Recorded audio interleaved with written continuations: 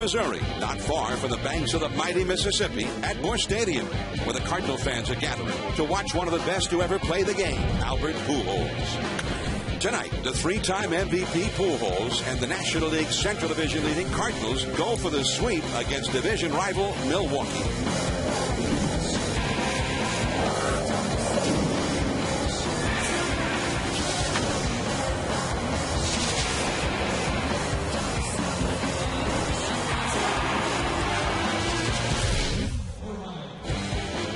It is a glorious night on the shores of the Mississippi for Sunday Night Baseball presented by Taco Bell. And we are inside Busch Stadium on just an ideal evening for a ball game as the Cardinals try and make it a clean sweep of the Milwaukee Brewers. In the National League Central Division, the Cincinnati Reds continue to stay right there, only a half game back of the Cardinals after their win in Washington today. Nobody else in the race at the moment. Hello, everyone. I'm John Miller with the ace right-hander. More than 200 big league wins. World Series MVP, Cy Young winner, Orel Hershiser, the Bulldog. And, of course, one of the all-time great second basemen in the history of the game, Hall of Famer, Joe Morgan. I see you, Joe. Yeah. Welcome to Sunday Night Baseball. Now, the Cardinals, as we just saw, are in a tight race with Dusty Baker's Reds. This despite a hitting slump that swept through the lineup in May. Even the great Albert Pujols went 11 games in a row without a single RBI. Then, last Sunday, he hit 3 home runs in a game, and Joe, Albert has been hot ever since. Well, John, everyone was wondering what's wrong with Albert Pujols. At the start of today's action, his .317 batting average was 7 points behind the league leader. His 13 home runs was 1 behind the league leader. His 43 RBIs was 1 behind the league leader. So all of a sudden, Albert Pujols has a chance to win the Triple Crown again.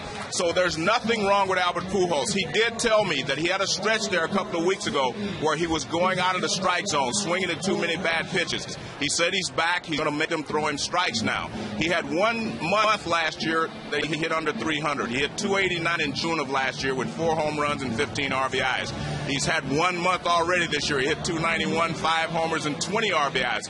That's great for everybody but Albert. But now that Matt Holliday has started to swing the bat well, I expect him to put up super numbers the rest of the way. He could win his 3rd MVP in a row. All right, so we'll take a close look tonight.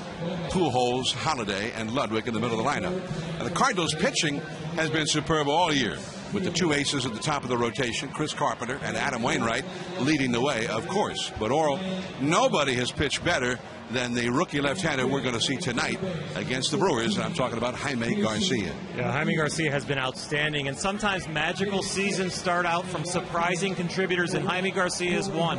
Think of this, in 2005, a 22nd rounder. 2008, 16 innings in the big leagues, but then Tommy John surgery shuts him down. 2009, 37 and 10, maybe a contributor, maybe some depth to the rotation, but he makes the team, and he is not dominating this National League. A good sinker, a tutelage from Dave Duncan to keep the ball down, an unbelievable slider. When you think Cardinal pitching, which is #1 in the National League, you think Carpenter and Wainwright. Maybe America will start thinking Garcia also. So we're anxious to get a look at him as well, and he'll be up against the potent Milwaukee Brewers. They're struggling in the standing, but they've got some great hitters, including the likes of Prince Fielder and Ryan Braun. And they have flip-flop in the batting order. Fielder will hit 3rd, Braun 4th tonight against the left-hander Garcia. Garcia on the mound against the Brewers sluggers when we come back.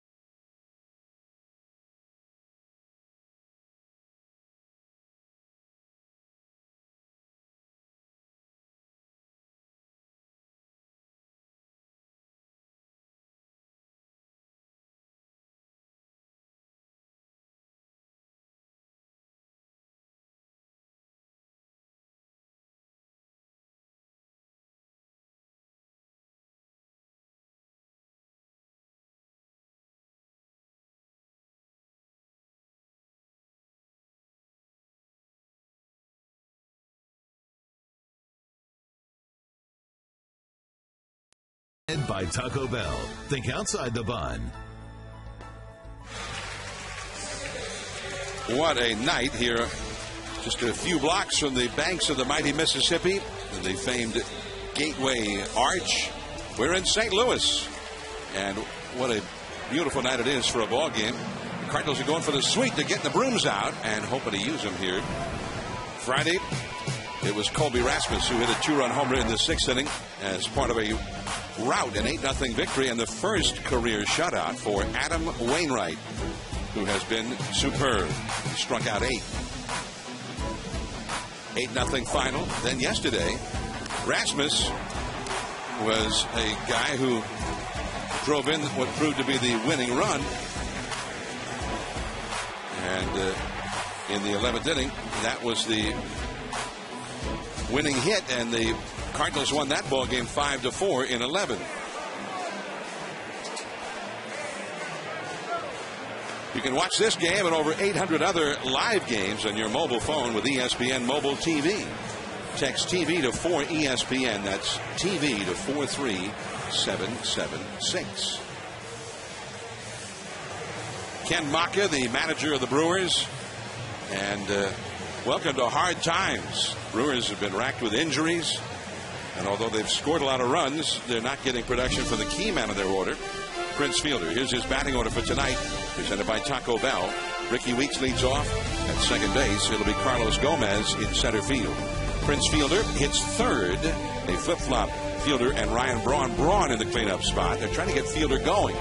Casey McGee at third base, 41 RBIs for him this year. Corey Hart, he's about the hottest hitter on the planet right now in right field. Alcides Escobar, the rookie shortstop. George Kataris is the catcher, and Manny Parra is the pitcher, batting ninth. And Prince Fielder, you mentioned they're trying to get him going. Ken Maka has him in the 3-hole, but he only has 21 RBIs, so they're trying to move him up. You see 54 at this point last year. He's not hitting well off of lefties either. And Garcia, who's on the mound, 103 versus lefties, so it's a challenge.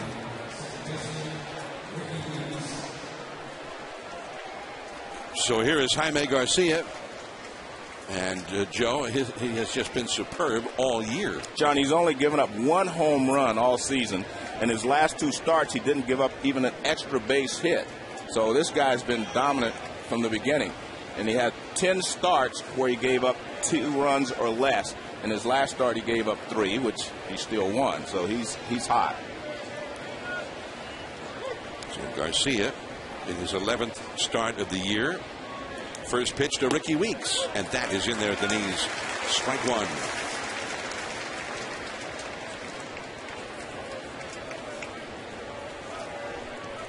Ricky Weeks is hitting .248, 9 homers, 32 batted in, but he's struck out an extraordinary amount of the time. He's had 69 strikeouts. He's on pace for more than 200 strikeouts, which is astounding for anybody, but especially for a leadoff man. And that's off the inside from Garcia. Well, we saw a change in the game, a few years ago, John, with leadoff men. Alfonso Soriano was hitting leadoff. He'd strike out a lot. Guys, it's not the same position that it used to be, where a guy would just bunt, get on base any way he could. And as you mentioned, 69 strikeouts, that's far too many for a leadoff hitter. The production's been there with the 9 home runs, 32 RBIs, but you're right, not the stats of a leadoff hitter, especially when you're trying to get the middle of your order going and get on base to set the table for Fielder and Braun. And he fought that one off. It's a sinking fastball to 93 miles an hour. The point is they put more free swingers in the leadoff position in the last few years than normally they would in the past. My first year broadcasting baseball, 1974, with the Oakland Athletics. They went to the World Series that year against the Dodgers. And that's a base hit for Ricky Weeks. The first 2 batters of that World Series were Campy Campaneris and Bill North, and they both attempted a bunt on the first pitch to them. We don't see that anymore, right? But that was a good job of hitting there by Weeks. Took that pitch away and just lined it the other way. He tried to pull the first couple of pitches he saw, but he stays on this one. It's toward the outside part of the plate. You see, he just goes the other way with it. Watch, he just uses his hands here. He doesn't rotate and pull off. See how his upper body is still going that way. Good job there by Weeks. Now Garcia to Carlos Gomez, who bunts and he fouls it. See, he heard you.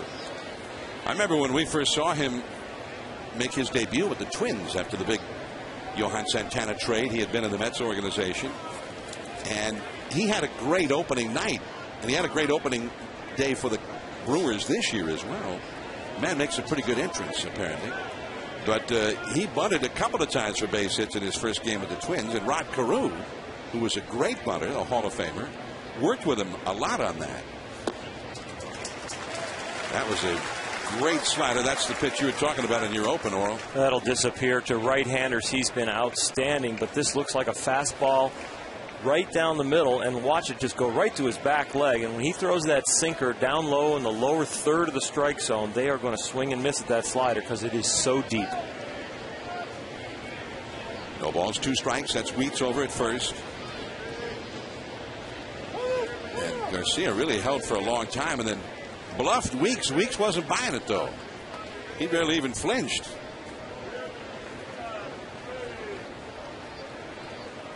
Ricky Weeks, who has some speed, but only 3 steals. Another slider. That's in the dirt. Gloved by Yadier Molina. One thing about stealing a base with that man behind the plate, most teams just say, oh, the heck with it. Too risky. Yadier Molina is a weapon behind the plate. And there have been more people thrown out trying to steal than have actually succeeded in stealing against the Cardinals this year. You see, Molina has been at the top of the league since going way back. That one got a piece of Molina. When you have a weapon like Molina behind the plate, we'll take a look at this foul tip. I just got him on the shoulder. That's his throwing shoulder. But when you have a weapon like Molina behind the plate, you just have to get a bigger jump on the pitcher. Pujols on the bag with Weeks over at first. Just getting started in the twilight here in St. Louis. Temperature at 80 degrees at game time. Humidity much lower than it had been. Yesterday they had a steaming day here in the 90s with high humidity. That is foul. Weeks will have to go back to first, and the count 1 ball, 2 strikes to Carlos Gomez. When we saw the Brewers last, Gomez was hurt. He's back now. But the Brewers have had a hard time keeping their whole lineup in there. There's Ken Maka and the bench coach, Willie Randolph, alongside. They had a conference call with the general manager, Doug Melvin, before the game. And the people who run the farm system for the Brewers, pitching coach Rick Peterson. And they just have had such ineffective starting pitching that they're looking for a new plan. And they've got 3 young pitchers now. One of them is Manny Parra, who's going here tonight. And they're going to start taking longer looks at these people. And they're looking for people to step forward and show that they can be effective. Now, they spent a little money on Randy Wolf to bring him in, and Jeff Suppan, a contract they really want to forget. But the starting pitching has really been very poor. Gallardo has been their ace and been their go-to guy, and he's been outstanding. But they really have not been able to pitch very, very well at all. Weeks is running, and that ball is fouled by Gomez and back out of play. And he had a great jump, John. Molina would not have been able to throw him out on that one. That's what I say. You have to steal the base off of the pitcher because Molina will throw you out. But watch how good a jump he gets here. He never stops. See, and he's gone. And Molina, as good as he throws, I don't think would have had a chance to throw him out on that play. Back to first after the foul ball. Not running this time. That ball is a base hit into center field. One of the things I wanted to mention is that, this is the second time the Brewers have seen Garcia. And the Reds, the second time they saw him, they had a little better luck. They got 1 more run. They got 3 the other day. He still lost. But this is the second time for the Brewers seeing him. So we'll see if he has to make adjustments or if they've made any adjustments in, their approach. Yeah, when you face a team in multiple times, you have to either decide, I'm going to go with the same theory because I got him out, or I'm going to have to alter that. And I think right now the location of his fastball, he's up. Prince Fielder into center field. That's going to fall. Base hit. Colby Rasmus gets it back in. Holding on the crack of the bat was Weeks to make sure that it fell in. He goes to third only, and the bases are loaded for Ryan Braun. From a hitter's perspective, what you do is you expect certain pitches that you did not see or expect the first time up. There's a little breaking ball that just stays, belt high, and Fielder doesn't try to do too much with it. That's a controlled swing for Fielder. He normally lets everything go on every swing, but that was a controlled swing. He took the curveball, breaking ball, and hit it back through the middle for a base hit. And again, that's the adjustment that you can make. Fielder didn't try to crush that ball. He just hit it back through the middle. Looked for the breaking ball, got it, and did something with it. And here's a guy who has worn out lefties since he came to the big leagues, Ryan Braun. And there's a slow curveball, a pitch he's been working on, and that is in there for a called strike. Well, prior to his arm surgery, Garcia on the mound, he had the Tommy John in 08, only the 37 2/3 innings in 09, but that curveball was the pitch that they're waiting to get back, that snap. The slider's there, the curveball's just been coming. That was nasty, and the count is quickly 0-2 to Braun. That's the pitch that I've seen him have a lot of success with. As I said, I've seen him pitch 3 times now. And when he gets the ball down, it looks like it's going to be knee high, and they chase that pitch out of the strike zone, and there's nothing you can do with it. Weeks singled, opening the inning. Gomez in 9-pitch battle, got a single. Fielder first pitch swinging, got a single. Bases loaded, nobody out, but 0-2 to Braun. And that slider to third. And off the glove of Lopez. Everybody safe. Scoring is Weeks. 1-0 Milwaukee. I think he was undecided on what he was going to do there, John. And he was trying to decide whether he's going to backhand it, tag the bag, or come home. Watch, he starts forward, and he's like he wants to stay at the bag. And so he was looking at home, actually. He was looking up. That's why he missed it. If we get another close-up, we can see his eyes. You see his head was looking at home plate. Now, see his head? See where he's looking? He's looking directly at home plate. So that's what he was going to do. He was trying to decide what he was going to do, and he was going to come home with it. And he missed it. So a run is in. Still nobody out on the error there by Felipe Lopez. And here is Casey McGee, who, Fielder and Braun's presence notwithstanding, it is McGee who is the leading RBI man for the Brewers. 9 homers, 42 batted in, a .290 batting average. Tied for third in the league in RBIs. One back of the Cardinals' Albert Pujols. And that 2-seam fastball runs up and away. 1 ball, 1 strike. The middle infield looking for the double play ball here. And they want to avoid the big inning. Now the Brewers have visions of a 4 or 5 run inning here. 21 pitches thrown by Jaime Garcia, and still nobody out. An error on Lopez, no RBI for him either. And the count now, 1 ball and 2 strikes to Casey McGee. Jaime Garcia has not had too many problem innings like this, but one thing that we know for sure is when he's had base runners, he's left a huge percentage of them on base. He's one of the best in baseball at preventing all those runners from scoring. I have to question him not getting an RBI there. They're anticipating it was going to be a double play someplace. Or anticipating that he was going to throw home. Yeah, and you don't know that for sure. I mean, if he wouldn't have put the ball in play, they wouldn't have scored the run. So I think he should get an RBI. I think you're right, too.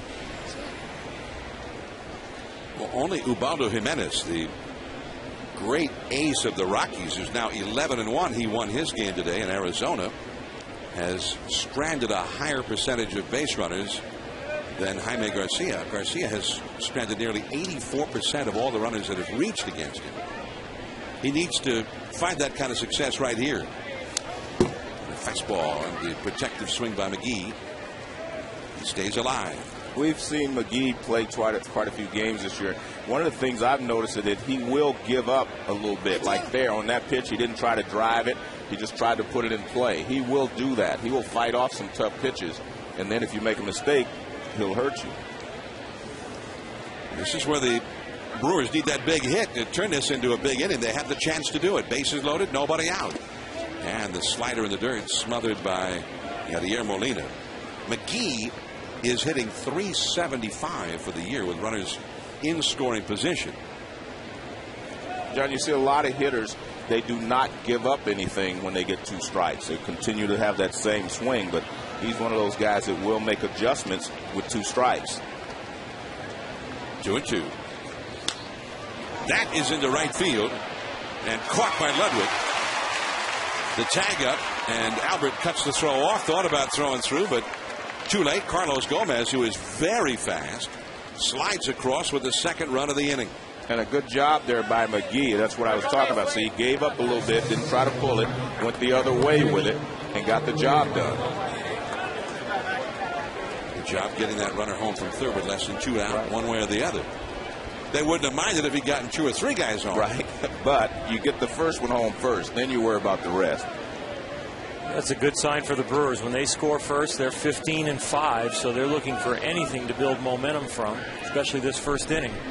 Now, that's an amazing number, too, because they're 7-30 when they do not score first. And that's amazing to me. Here's Corey Hart. And Corey Hart, he got hot in a game that we televised in Milwaukee on Sunday Night Baseball. Caught by Albert to second. That's a double play, and the inning is over. Prince Fielder could not get back in time with Ryan, the shortstop, covering. Tough luck for Hart. 2-0 Milwaukee.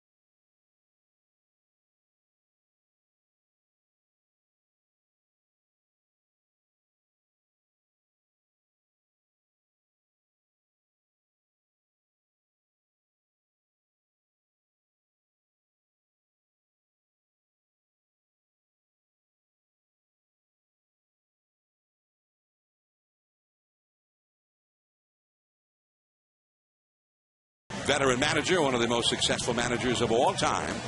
And his club is trailing 2-0 here. And here's the batting order that we'll see. Turned in by Tony La Russa, presented by Taco Bell. Felipe Lopez at third. Brendan Ryan at short. Albert Pujols hits third at first base. Matt Holliday. And he's speaking more loudly now with the bat in left field. Ryan Ludwig has been a great RBI man in right field. Yadier Molina hits sixth. The catcher, Colby Rasmus. And he's really come on now in his second full year in the big leagues. He's in center. Aaron Miles at second, and Jaime Garcia, the pitcher, is batting ninth. And Matt Holliday has been getting hot, which bodes well for Albert Pujols, but Holliday has hit very well against Milwaukee throughout his career. But when they got him last year, they went 39-26, which was a National League best, to finish off and get into the playoffs. And they're expecting him to get hot again and help Albert out. Manny Parra, he's got a great arm, but he has been an enigma. One of those guys who they have expected big things from, and it has eluded him. Although he gave signs a couple of years ago that maybe he was ready to really blossom. He was 11-8. They had him in there as one of their regular starters a couple of years ago, and he really has not been able to get it back together. He's regressed, I guess, Oral. They're trying to simplify his motion, get him to really establish the fastball and pitch down. He's got a good arm. Rick Peterson is working closely with him to try and really simplify. He's got a lot of different pitches. He throws a split finger, a changeup, a right curveball, a slider. He's got a four-seamer, a two-seamer.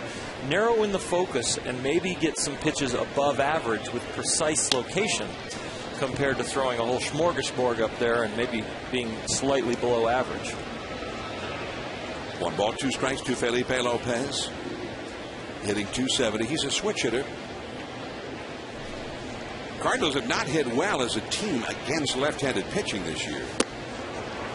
Wow, that was an off-speed pitch that completely flummoxed Lopez. 1 away. Well, when I talked to Tony La Russa about the fact they had not hit well against left-handed, he said the difference is a guy like Albert, who usually hits real well against left-handed pitching, is not hitting well so far, but you know he will before the season's over. Holiday, of course, is hitting well against left-handed pitching, and he thinks it's just an accident that they've had guys, a lot of left-handers, pitch against them. It's not by design. They just feel like that's the way it's come up. But he does feel like they will hit well against left-handers. I mean, like Brendan Ryan is not hitting well at all. Ryan off to a very slow start this year, starting to bring that average up a little bit now as he takes a called strike from Manny Parra. 0-1 the count. Ryan hitting only .219 for the year. And that's after being hot lately, John. He was struggling under 200. He hit nearly 300 almost all of last year. Tailed off right at the end, finished just below 300. That one knocked the mask right off the face of George Kataris, the catcher. Give him a little time to collect himself. These catchers getting banged up. Yadier got one off the collarbone, now one off the face for George. Tell you what, I'm glad I was a pitcher. Well, I asked Yadier Molina how he was doing. He says, "Oh, I'm fine. Everything's great." I said, "You haven't been dinged up at all lately?" And he showed me about 6 bruises all over his legs, his arms, his biceps. There's a swing and a miss by Ryan. The ball dropped by Kataris, but he tags him out. And Manny Parra strikes out 2 in a row, leading into Albert Pujols. Well, we mentioned Molina in the first inning tonight. Got this one off the collarbone. Ouch. And then that one got him on the leg. Now, that's why it's so difficult for catchers to have great offensive seasons. There's always something wrong. If you get a hit off the finger, get hit off the shoulder, there's always something bothering them. Albert Pujols, first ball swinging. Right center field, medium deep. And on the warning track, handled by Corey Hart. An 8-pitch inning for Manny Parra. Quite a contrast after the 28-pitch inning by Garcia, who's got to go back to the hill.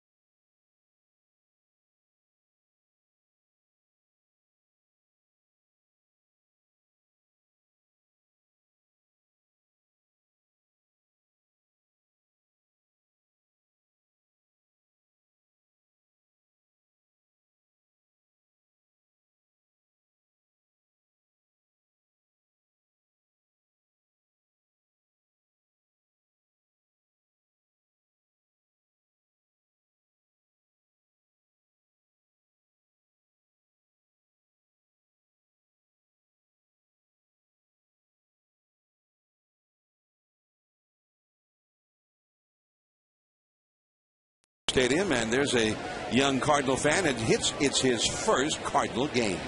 Congratulations. First ball swinging. Alcides Escobar. Lopez throws him out, and that's what Garcia needs right now.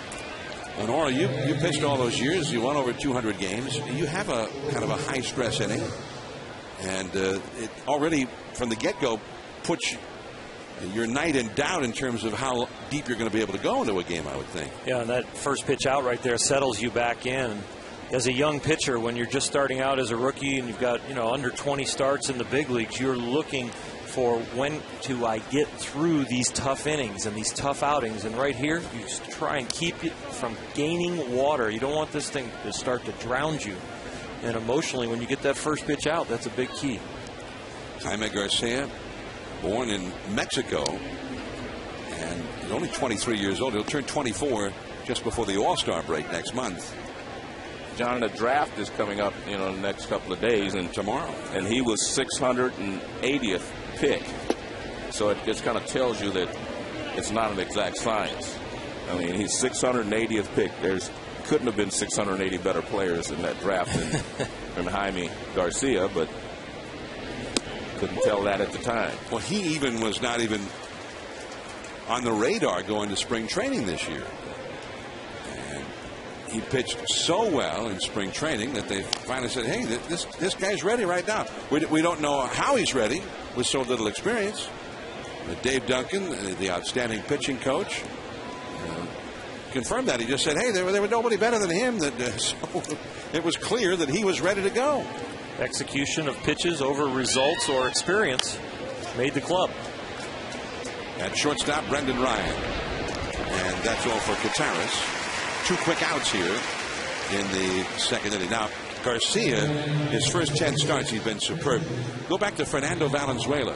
He's the last guy to have an ERA lower than Garcia after his first 10 starts in his rookie season. Garcia next, 1.32. Fernando in his first 10 with a 1.24. And then Oral Hershiser. You were pretty good as a rookie, eh? Yeah, my career went downhill after that. I'm getting bombed at 1.72 compared to those guys. Yeah, what was wrong with you? But you gave us an amazing stat. You said that Fernando had 8 complete games. 8 in a row. His first 8 starts were complete games. I mean, that's unbelievable, isn't it? Manny shutouts, too.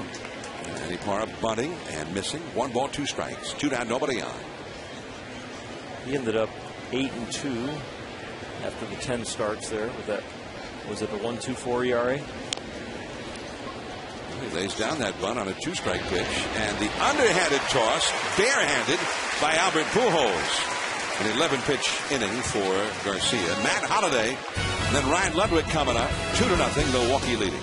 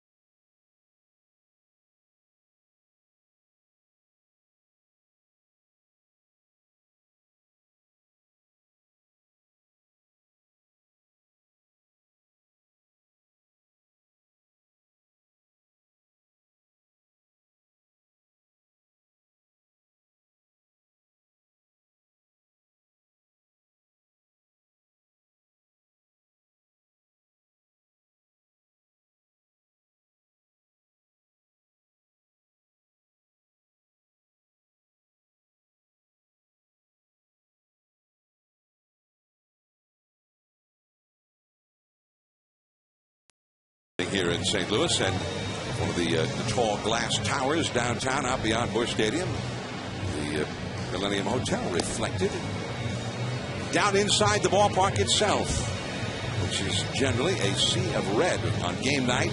Cardinal fans wear the colors when they come to see the Cardinals play. And as usual, an excellent crowd in attendance. The end of a homestand for the Brewers, and it's been a very profitable homestand for them so far for the Cardinals. But the Brewers in town here for the final series of the homestand. Cardinals have been on a roll here and with a chance to sweep this series, but they are trailing 2-0 as Matt Holliday takes ball one. The Cardinals head off to Los Angeles after the game. They face the Dodgers starting tomorrow night. Prince Fielder right through his legs. Weeks backs up, and Parra gets the put out. That's the way it's supposed to work, but however you get it done, you get it done. It was a 3-4-3, 3-4-1. It's a nice play by Parra to not give up after Prince Fielder misses it. You see it out of the corner of his eye, but he continues his stride. Ricky Weeks picks it up, makes an accurate throw right there. Holliday coming out of the box. A little bit of a jog, but then he turns it on, and either way, he wouldn't have made it. Now here is Ryan Ludwig. I've never understood that. He booted the ball, Fielder. Yeah. But they give him credit for an assist. Well, yeah. He deflected it over to a sure-handed second baseman. That's smart. Just as if he meant to. Yeah, yeah. Get it over to sure hands at second. Ryan Ludwig.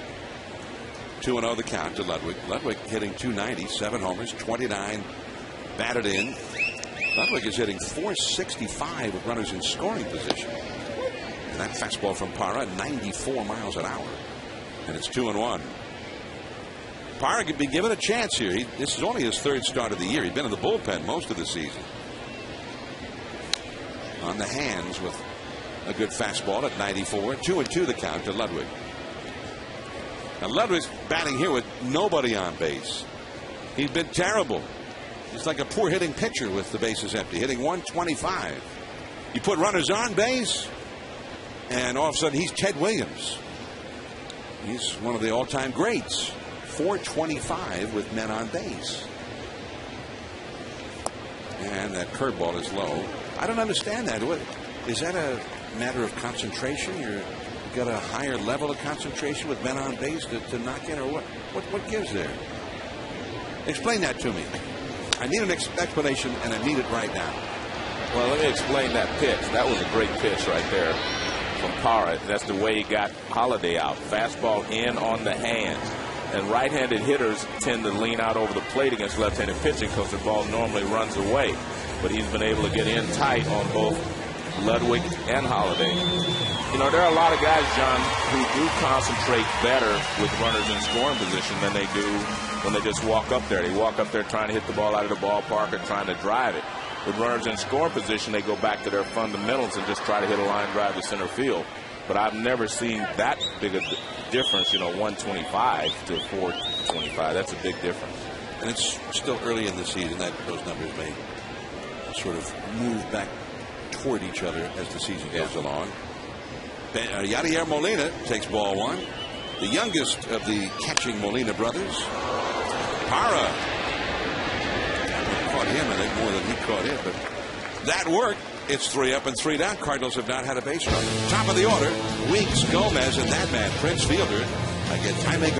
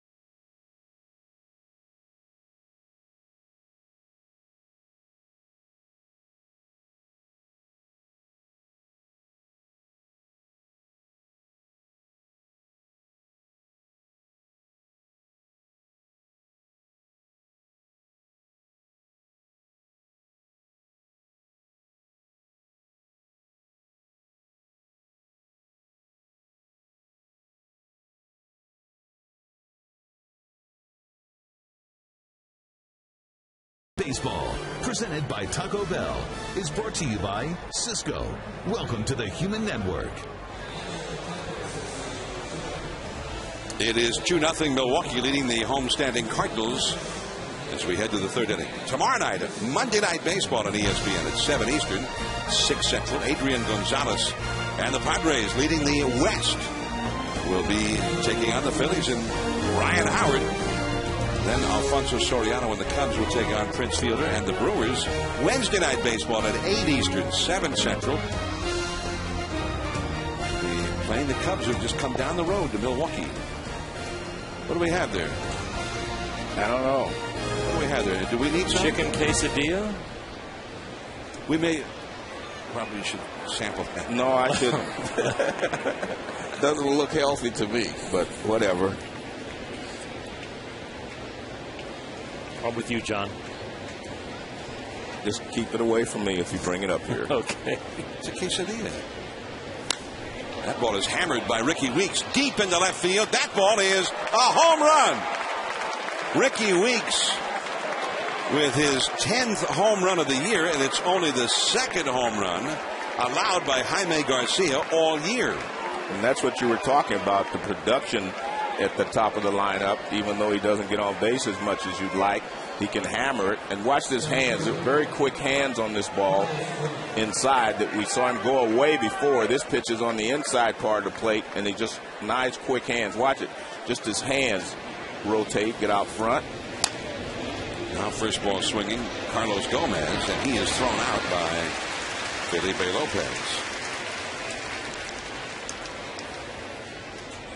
It's a high fastball, inner half. You're right, Weeks' body was very quiet. He just used his hands to get it out of here. He squared that up. Almost like he was chopping wood with an axe on a tree.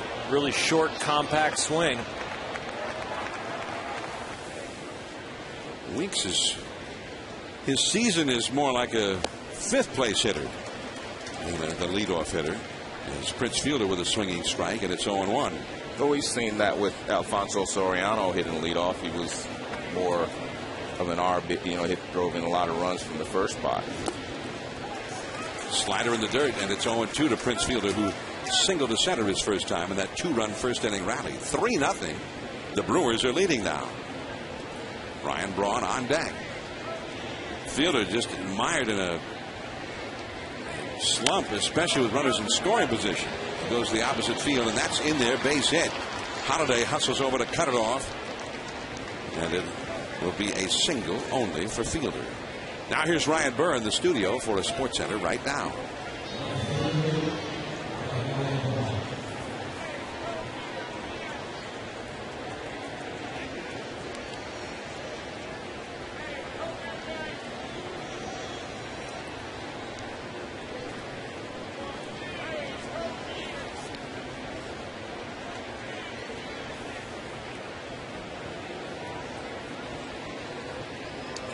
I see Garnett's only got 2 points. I wonder if he's looking really old tonight. Behind second, the dive for one, and Ryan to first, a double play.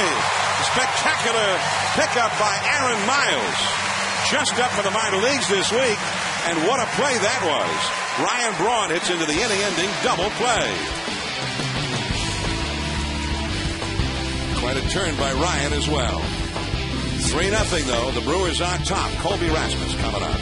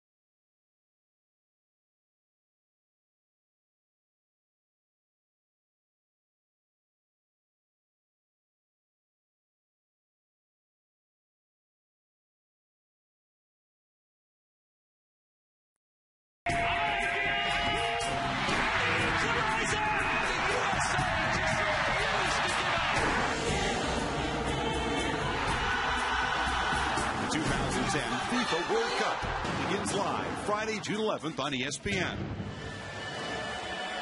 The whole world will be looking to South Africa for the great event, the World Cup.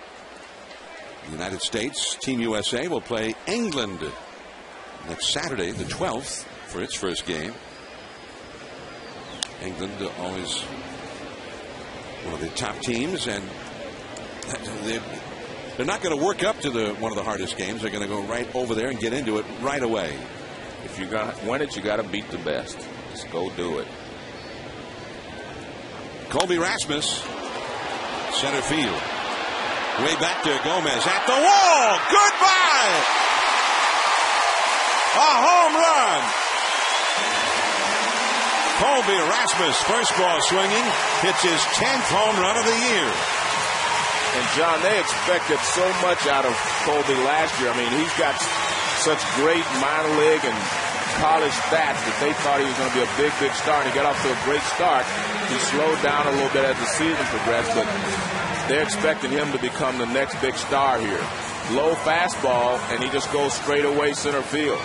I mean, that's a beautiful swing. Doesn't try to pull off. You stay right there against left-handed pitching.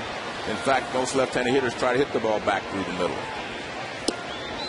And Parra misses ball one to Miles, and it's perhaps not such a coincidence that Rasmus gets the first hit and the first run of the game for the Cardinals against this left-hander. Manny Parra, for whatever reason, it's not supposed to work this way either. He had been lit up by left-handed hitters, and he's had a worse time getting at left-handed hitters than any pitcher in the league, left-handed or right-handed. There's no right-handers who have suffered against left-handed hitting the way Manny Parra has. 3-1 Milwaukee. And you're talking over 400 coming into this game, so they're dominant. That fastball right there on the inner half of the plate, that was not a bad pitch. But the key, it was down, and left-handers like the ball down. Yep. And again, he didn't try to pull it. You know, Rasmus broke Bo Jackson's Alabama State single-season home run record. Then he followed it up. His team, Alabama Little League team, won the U.S. championship. So he's got some stats to follow things. That is strike three call to Aaron Miles. Well, you're right, Joe. There is a happy zone there with left-handed hitters, especially low and in. And this is a good pitch, but it's right where he loves it, especially with that high leg kick, the little high leg kick up to the knee. It's like a pretty good pitch, but you know what? In the happy zone, dead fastball hitter, you'll make the pitch again, you'll take your chances, but the hitter's going to say, I like it there. No, he got hot, John, because he went back and he worked with his father, Tony, and they straightened out a couple of things. He started leaning more toward home plate, and he's been swinging better ever since. Well, he drove in the winning run here yesterday. Jaime Garcia at the plate, and that's a called strike, and it's 0-2. Garcia is 4 for 20.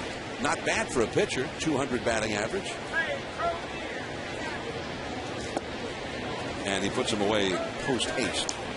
They were talking about Kobe and his father. We've seen that happen with a lot of young players whose father, grew up coaching them. And, Chipper Jones, his dad used to help him out. And they know their swings better than anyone else. Look what he is in this series. 6 for 8. 2 homers, 6 RBIs in the 3-game series. Thanks, Dad. Yeah. He's also hit his first 2 home runs against left-handed pitching this year. Well, this week he credited his dad with that. He said he moved him closer to the plate, his upper body a little closer to the plate. He leans a little bit more toward the plate now. The year that the Cardinals made Jaime Garcia their 22nd round draft choice, Colby Rasmus was their number 1 pick back in 2005. He'd also been drafted in the 10th round in earlier on, or his dad had been drafted in the 10th round, the guy you're talking about, right, Tony, by the Atlanta Braves. His brother Corey was also a first-round supplemental draft choice in the first round. I mean, it's kind of interesting to have that many people drafted out of your family. And he was, you mentioned he was first round drafted for the Cardinals, but he was the 28th overall. Well, he did some good things last year, Colby Rasmus, as a rookie. He played a lot of games, he did more than any other rookie in the majors. He had 16 home runs, tied for second among all rookies in that category. But the expectations were so high, it was a disappointing season for him. Well, when you break Bo Jackson's home run record in the state of Alabama, when you go to the Little League World Series and win, people expect you to do great things right away instead of realizing you have to learn how to play in the big leagues. He's also been excellent late in games. Yesterday, when he drove in the winning run in the 11th inning with the walk-off hit, he's had 5 of those kind of hits in the 9th inning or later this year in the last 2 years. And only one hitter's done it more often in those late innings. That's Andre Ethier with the Dodgers. Brendan Ryan struck out his first time. 2 down. Lopez, the runner at first after the walk. 3-1. The Brewers lead the Cardinals. That's a strike on the inside. Ryan, who really blossomed last year. He hit .292. But, man, he's been in a colossal slump to start this year. And that will go out of play. Yeah, John, I think that meeting with Rick Peterson out there really settled Parra down. Just kind of give him some focus. Know that this inning doesn't have to spiral out of control, that you're making good pitches, rely on your execution, not on the results always, and keep pounding the strike zone. They've really simplified his motion, and they're trying to simplify his mind to start executing pitches at the bottom of the strike zone and rely on that hammer he has as his out pitch. 1-2 the count. And there it is, the hammer, strike 3. And he has 5 strikeouts in 3 innings. But Colby Rasmus leads off the inning with a big fly, his 10th home run of the year. 3-1 the score now. Casey McGee coming up in the 4th against Garcia.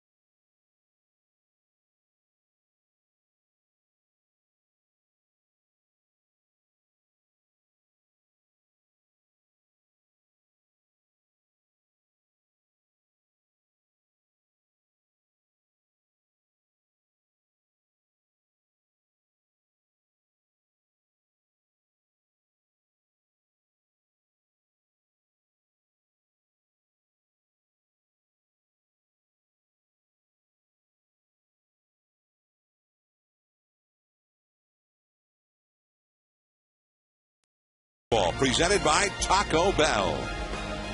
We're at Busch Stadium in St. Louis. Sun setting behind us. There's the Gateway Arch. They're just a few blocks from the Mississippi River. And I imagine down in the river right now is just spectacular. It's beautiful an evening as it is. Jaime Garcia with a curveball in the dirt to Casey McGee. 1 ball, 1 strike. McGee hit a sacrifice fly to knock in the first or the second run of that 2-run first inning. The first run scored on an error by Felipe Lopez. And a changeup in for a strike. The high strike there to McGee. 1-2 the count. I'm John Miller with Joe Morgan and Oral Hershiser. We are at Busch Stadium in St. Louis. The division-leading Cardinals trying to complete a sweep of the series over the Brewers, but trailing 3-1 as we play the 4th inning. Jaime Garcia, the rookie left-hander who has been setting the world on fire in his first 10 starts. He came in with a 1.32 earned run average. But he got touched up for a couple of runs, 1 earned in the first inning, and then Ricky Weeks hit a home run against him in the 3rd. Hit hard, but Miles fields it, and McGee is retired. Well, that pitch right there is a high 4-seamer. McGee got on top of it, got him a ground ball. But Garcia tonight, when he throws a sinking fastball low, you see the bite in it. You see the drop. The bottom drops out of it. That's not only a good location, but look at the extra performance of the pitch. But once you start to get a poor location, it turns into a tail. Watch, there's no depth on these pitches. So when they're up, they're called sinkers or they're thrown 2-seamers, but you don't get the performance from the pitch, and thus you give up hits because of the height.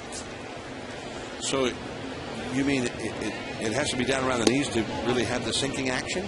Well, when it's down by the knees, your hand is a little bit more on top of it. You've waited a little longer to throw the ball, so that rotation coming out of your hand has a downward trajectory, and that spin can take over and really bury.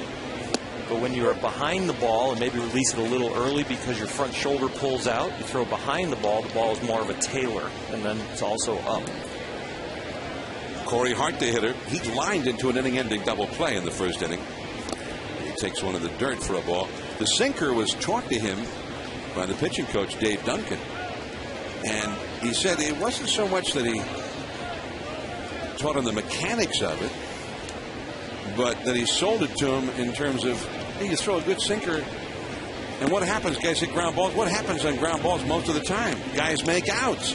And he showed him the numbers. Here's what guys hit when they hit ground balls, and it was very low. And so he bought into it immediately, did Jaime Garcia.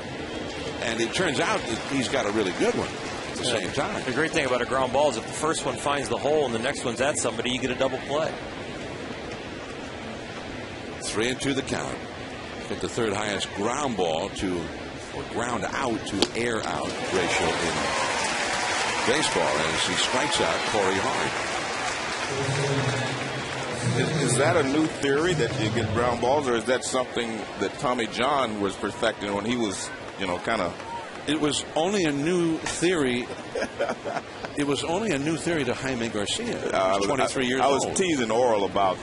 He was making John. motions about carving up the baseball. Maybe that it wasn't spin, that there might have been some scuffing going on. And is he right? Might have been? I don't know. That wasn't my generation. We'll have to talk to Joe about that. Yeah. Well, that's right. You came on way after Tommy Joe. John. Way. Yeah. Tommy John.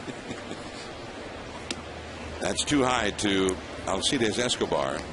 1 ball and 1 strike. And you're talking about the actual Tommy John, not the surgery. Yeah, the actual person. The pitcher. Very good left-handed sinker baller. Great sinker ball. And you thought maybe sometimes too great? Well, there's thinking sometimes too great and knowing sometimes too great. Yeah. There's a sinker and then there's a turbo sinker. Right. 2-1 the count to Escobar. And that's a base hit to right field. And Escobar grounded out his first time, gets a base hit this time. 6 hits for the Brewers against Jaime Garcia. Well, that's one of the things that I say that they've made adjustments with Garcia. As you see some of these right-handed hitters going back through the middle and the other way. And this is a good job by Escobar. Just to see that ball's tailing away. That's the way you go. That's why right-handers are successful against left-handed pitchers. They go back through the middle of the other way because the ball has a natural tail away from them, and you don't want to try to pull it. Cotaras, the catcher And it's a ball inside. 1 ball and no strikes. 3-1 the score. 2 earned runs out of the 3 runs total. Jaime Garcia has not had a game this year where he has allowed more than 2 earned runs. The Giants got to him for 4 runs back in April in San Francisco, but only 2 of those runs were earned. The Cardinals were a little shaky defensively back of him that night. But he's only even allowed more than 2 runs earned or not twice in his first 10 starts. Cincinnati got 3 against him in his last start on Memorial Day last Monday, but only 2 of those 3 runs were earned. And as you mentioned, Joe, earlier at the start of the telecast, that was a team that he faced for the second time, and they had a little more success than the first time they faced him. And this is the second time he's faced Milwaukee. Well, they get more base hits that way because that's, they make adjustments. A little more knowledge. Right.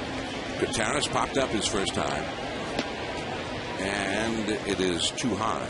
The 6 base hits that the Brewers have, 4 of them have been the other way. Only 2 balls have been pulled for base hits. So that's a good approach. Very good approach. And you think about Prince Fielder, he's had that nice basic swing you said tonight. For him, it's a very calm swing. Yeah. Looks like he's trying to go the opposite way. And maybe he is. There comes a point in the season when what you're doing is not working. So you say, okay, I'm going to get some base hits and then try to go back to my normal swing. Fielder in the dugout, holding the bat. Fielder's big thing is home runs and RBIs. Correct. He's hit a few home runs, but the RBIs are very low. Just below the knees, apparently. And it's 3 balls and 1 strike to Gutierrez with Parra, the pitcher, on deck. If you're Garcia, that's where you want to miss. The reason he's gotten in trouble so far tonight is his misses have been up instead of down. Check swing and a foul. Accidentally fouled. That one glanced off the bat inadvertently. 3-2 the count.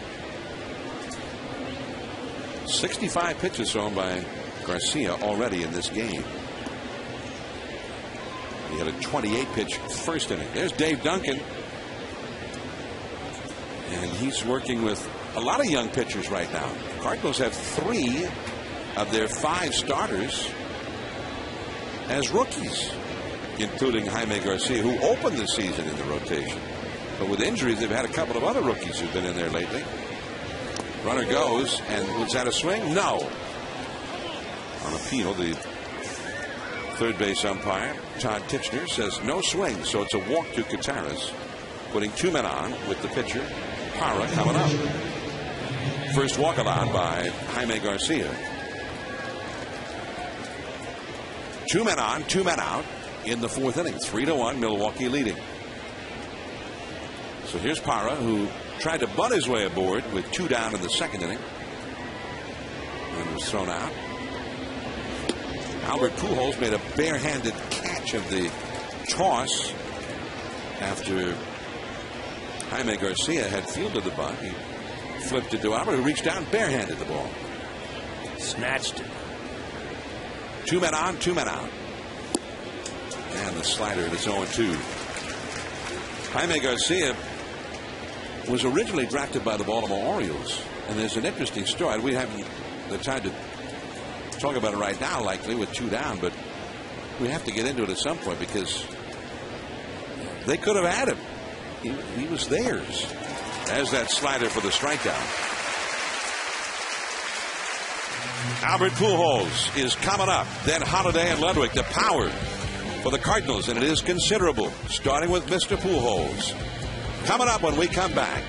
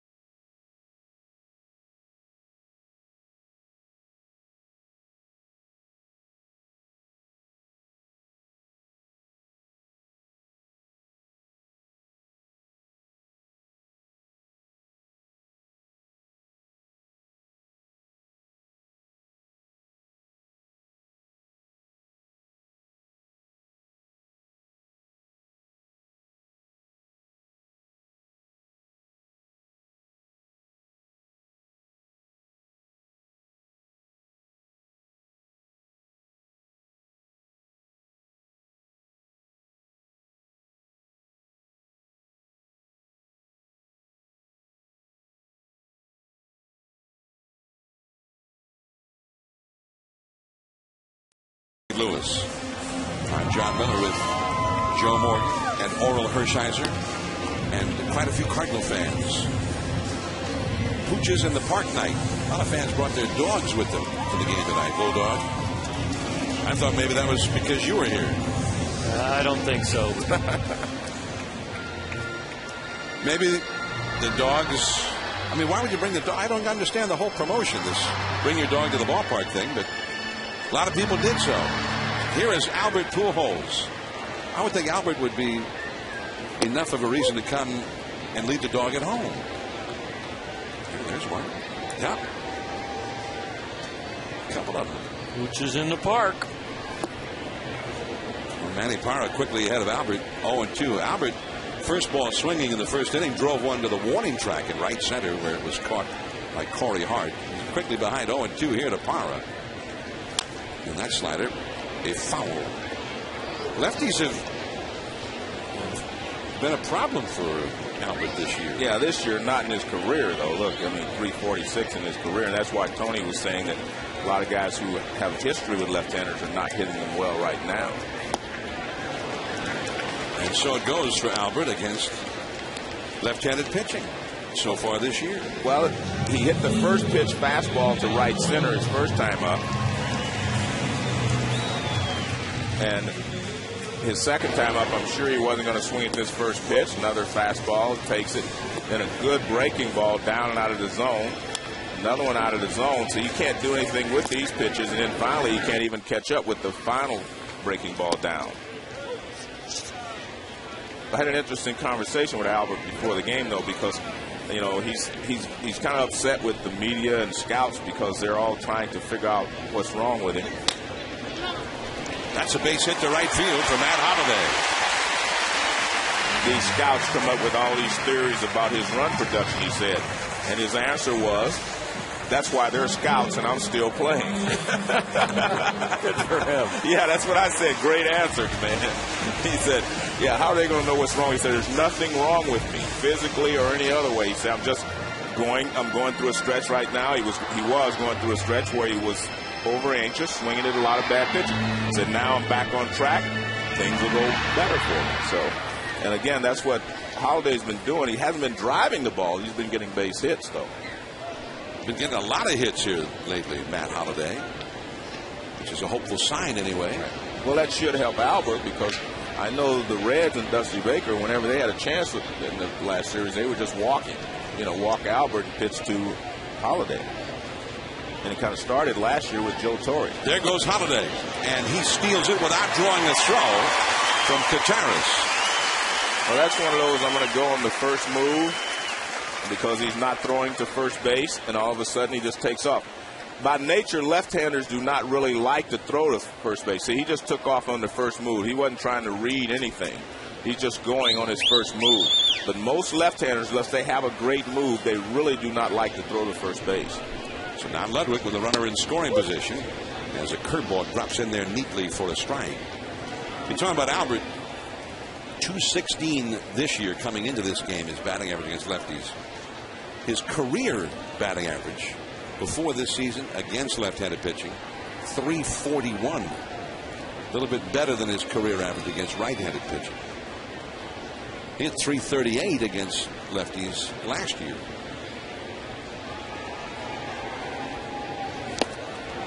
And he blew a fastball by him on the inside. It's 1-2. Now we got a runner in scoring position, a runner on base. Remember, we had shown that Ludwig has hit 425 for the year with a runner on base.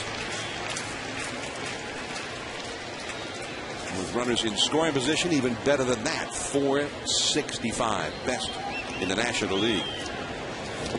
And a curve in the dirt. And he is tagged out by Contreras. Not this time for Ryan Ludwig. 7 strikeouts for Parra. He really got that strikeout pitch working in 4 2/3 innings. He continues to be able to throw his slider and his curveball down and into right-handed hitters. Remember, he got Albert Pujols on a breaking ball down and in. This is the little bigger one right here. It's like a curveball, not a slider. Gets him out in front. Good location, good change of speed. Now Molina. And the fastball, a little cut to it inside. Almost hitting Molina. 1 ball and no strikes. Yadier Molina hit one back to Parra his first time.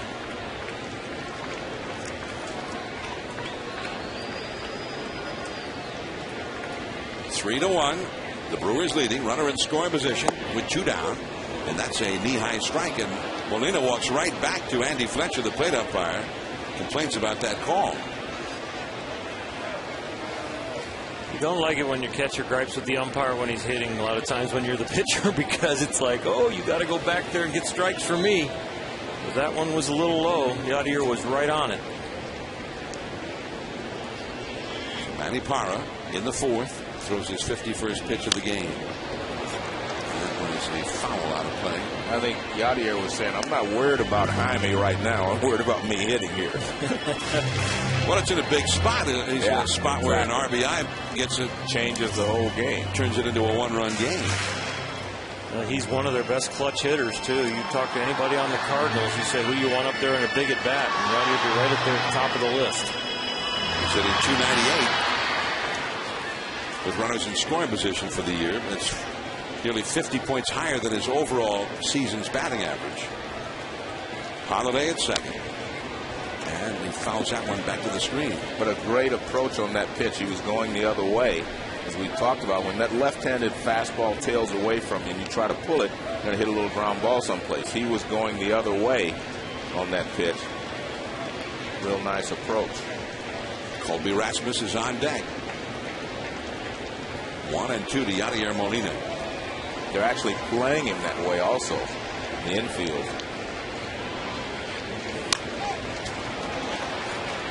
That's off the right field line and foul into the crowd. Still 1-2 to Yadier Molina. And we're talking about the draft, starting tomorrow, and some of the guys have been drafted. Well, Albert Pujols, I'm going to ask you, where do you think he was drafted? How high out of all the players drafted? Well, I know it was hundreds of players were drafted before Albert. So I'll put him somewhere between the 680 for Jaime Garcia and the 28 for Colby Rasmus. So what do you think? 402nd. Wow. He was the 402nd player taken in 1999. So as I said before, not an exact science. You can't even look at the Cardinals and say, wow, they really knew what they were doing. They bypassed him over and several over times. Yes. So anybody could have had him. 2-2 the count. Oh, that curve in the dirt, but it gets by Cotaras, and the inning will continue. Holiday to third. Molina safe. And that one just got by Cotaras. Such a big break. Not only it got by the bat of Molina, but got by the catcher too. And now he's out to talk to Manny Parra. Well, this will be interesting to see how they score this, whether it's a wild pitch or a pass ball. See, to me, that's a pass ball for sure. I don't see how they scored a wild pitch. I don't see how that's a wild pitch. The ball was in the air when it got to the catcher. It looked like he had his glove turned the wrong way, almost like when you see a Little League catcher kind of smother it. He's going back to that curveball, and he has a chance to get 4 strikeouts in this inning. Now watch, this ball is in the air. The ball doesn't bounce at home plate. It doesn't hit the dirt. I mean, if he just reaches out forward, he catches. Yeah, he just missed it. So I don't see how you score that as a wild pitch. That should be a pass ball. Now, he went out to talk to Parra. And that fastball right there in the outside corner at 95. Strike 2 called. Rasmus, who hit a home run his first time. You think he got crossed up on that pitch? I don't think so. I think he just tried to catch a breaking ball with a backhanded move, and at the end tried to save it by just blocking it, swatting down on it, and just had the glove in the wrong place. Backhand will keep the ball in the strike zone a little longer. Back to the curveball. This one he holds. Strike 3. It's a 4 strikeout inning. 7 strikeouts in the last 2 innings. You don't see that very often. When we come back,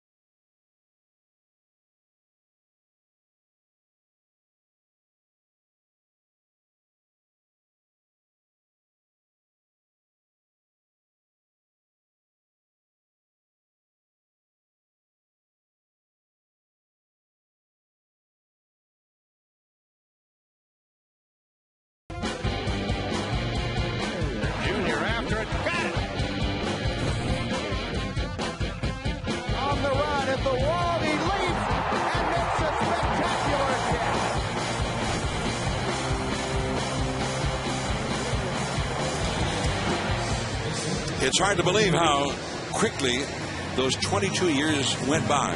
Ken Griffey Jr., one of the great players of his era or any other era, and some little bit of reminiscing there. You played with his dad, and Griffey talked about how one of the great thrills for him was breaking into the big leagues all those many years ago in Seattle, and his dad was his teammate. Right. They, at one point, they not only played together, they hit one after the other in the lineup, and at one time they hit home runs in successive order. So yeah, that was in Anaheim. I was there. But I tell you, the one thing that I'm happy about is I saw him when he was a kid in the locker room, he and Pete Rose Jr. That ball hit the center by Ricky Weeks, who homered his last time. This one stays in the yard and caught by Colby Rasmus. But Weeks is swinging the bat well tonight against Jaime Garcia. You know, Eduardo Perez, Pedro Barbon Jr., they were all in there. And the thing I'm proud of is I saw this kid become the best player in the game for a long period of time there. He grew up, you know, and just loved to play the game. I think that's the thing I remember about him, even when he was in the locker room, 5, 6 years old.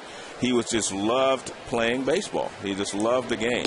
And that's what I was always impressed about his first few years in the big leagues, how much he enjoyed the thrill of making a great catch. And he told me once he'd rather make a great catch like we saw there than to hit a home run. And that's saying a lot, because he said he just got such joy out of being on the field. And that's the thing I always remember. When I always compared him, I used to say he reminds me of Willie Mays and Mickey Mantle. They just loved being on a baseball field. There's no place else they'd rather be.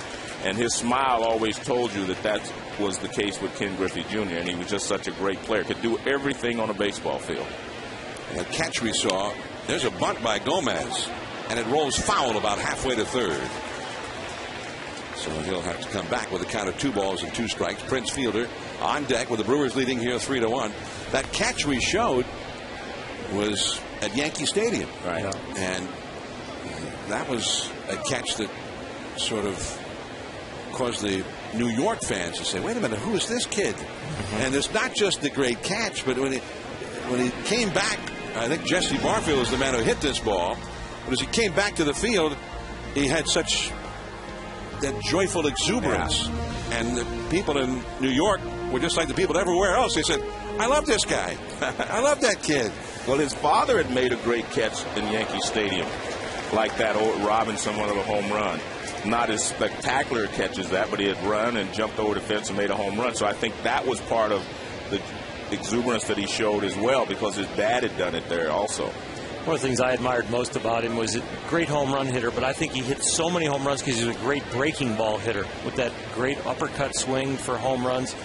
So as a pitcher, you know, your home run hitters are usually great fastball hitters, and then you go to the off-speed stuff to get them out. But that uppercut with the breaking ball was exceptional. Gomez is beating himself up here with this trip to the plate. The one thing I remember doing the home run derby all those years is that Griffey never had to change his swing, because he had that slight uppercut, and we see the ball fouled off his left ankle or foot there. But Griffey didn't have to change his swing. He had a natural home run derby swing. That slight uppercut that you're talking about.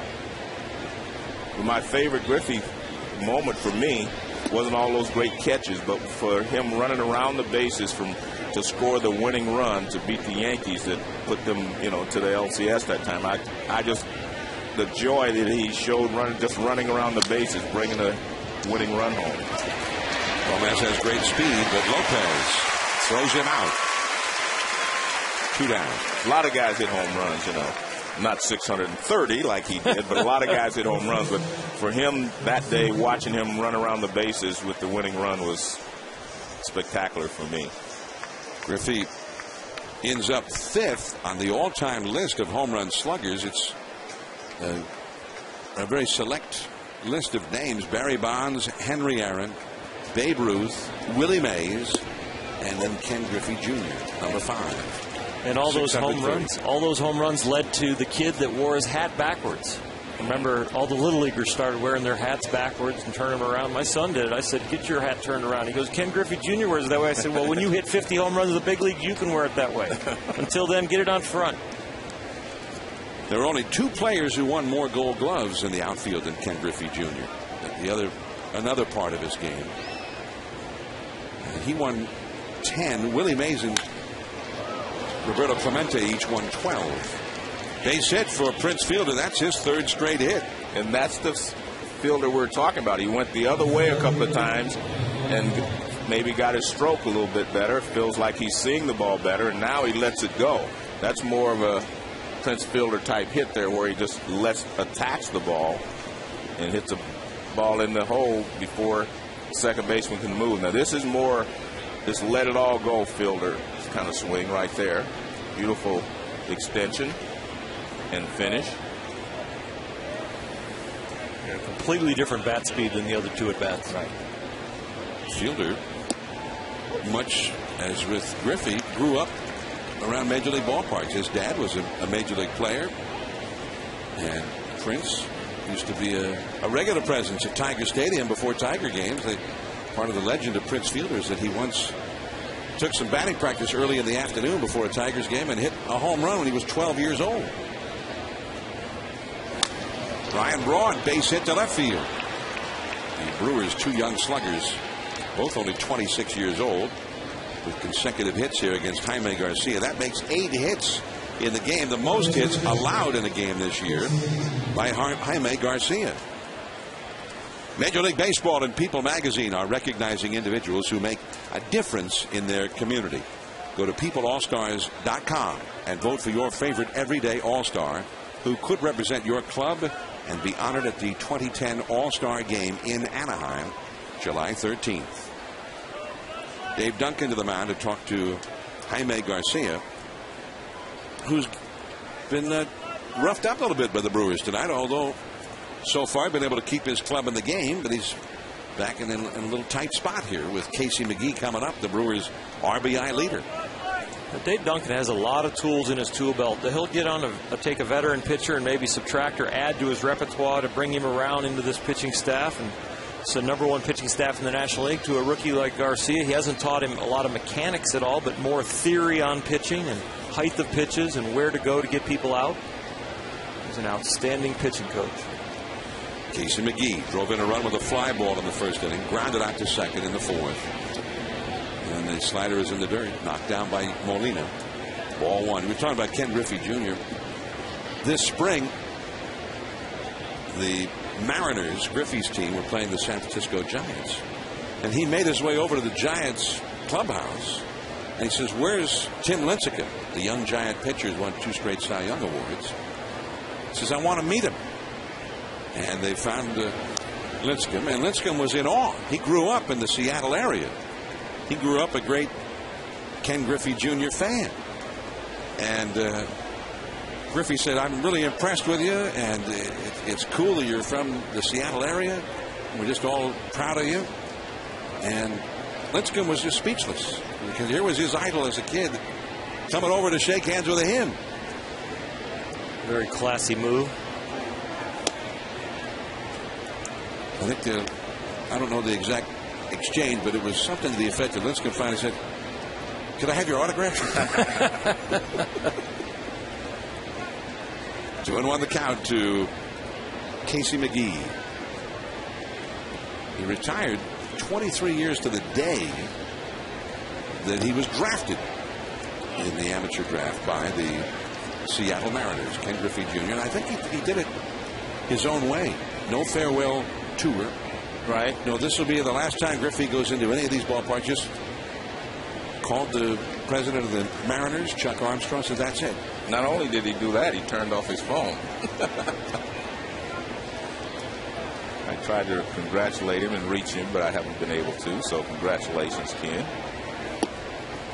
And McGee draws a walk, and the bases are loaded for Corey Hart. And this is a scenario that the Brewers have to love, because Corey Hart has been sizzling hot.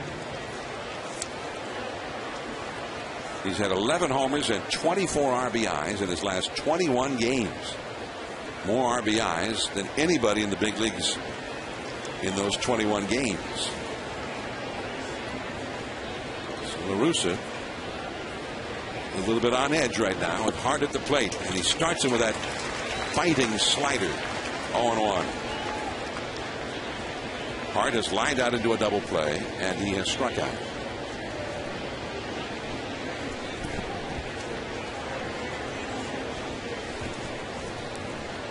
He got the first 2 hitters of the inning, but then Fielder singled, Braun singled, McGee walked.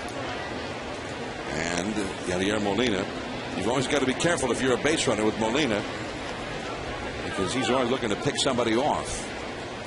Hart, you see how he started the season, and then more recently, the power has returned to his game. Well, he was actually platooning with, Jim Edmonds at a time. Edmonds was getting a lot of playing time. There's that slider again. He had a great 2008. He was an all-star. 2009, kind of an off-down year. Came into spring training, had a very horrendous spring training. Looked like he was going to platoon with Jim Edmonds to start the season, but Jim was in and out at times and been on the disabled list. Back active now, but Corey, as hot as he is, he's a fixture in right field again. Strike 3 call. And Corey Hart has a few words for Andy Fletcher. Garcia gets through it. 3 men stranded. 3-1 Milwaukee to the last of the. Thanks for the memories. One of the all-time greats.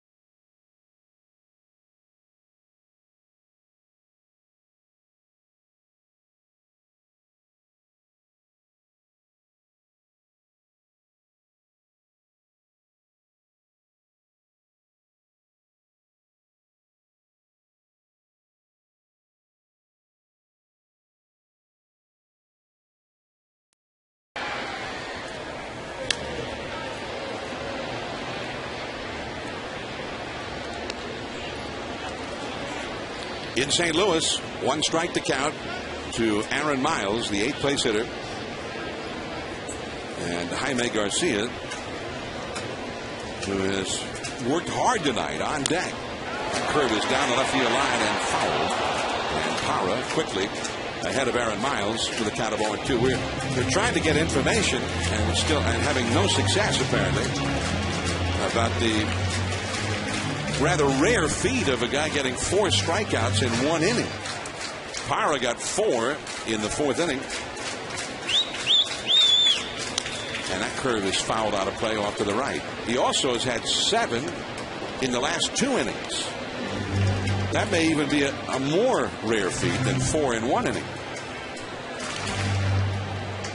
Felix Hernandez, we're told now this year, had 4 in 1 inning for the Mariners.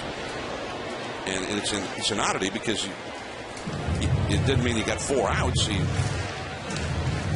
ball got away from the catcher Cotaras on a strikeout of Molina, and that kept the inning alive. That was his 3rd strikeout, and then he struck out Colby Rasmus right after that with the 4th strikeout of the inning. McGee throws out Aaron Miles, 1 away. Let's go to the studio for Ryan Burr and a Sports Center right now.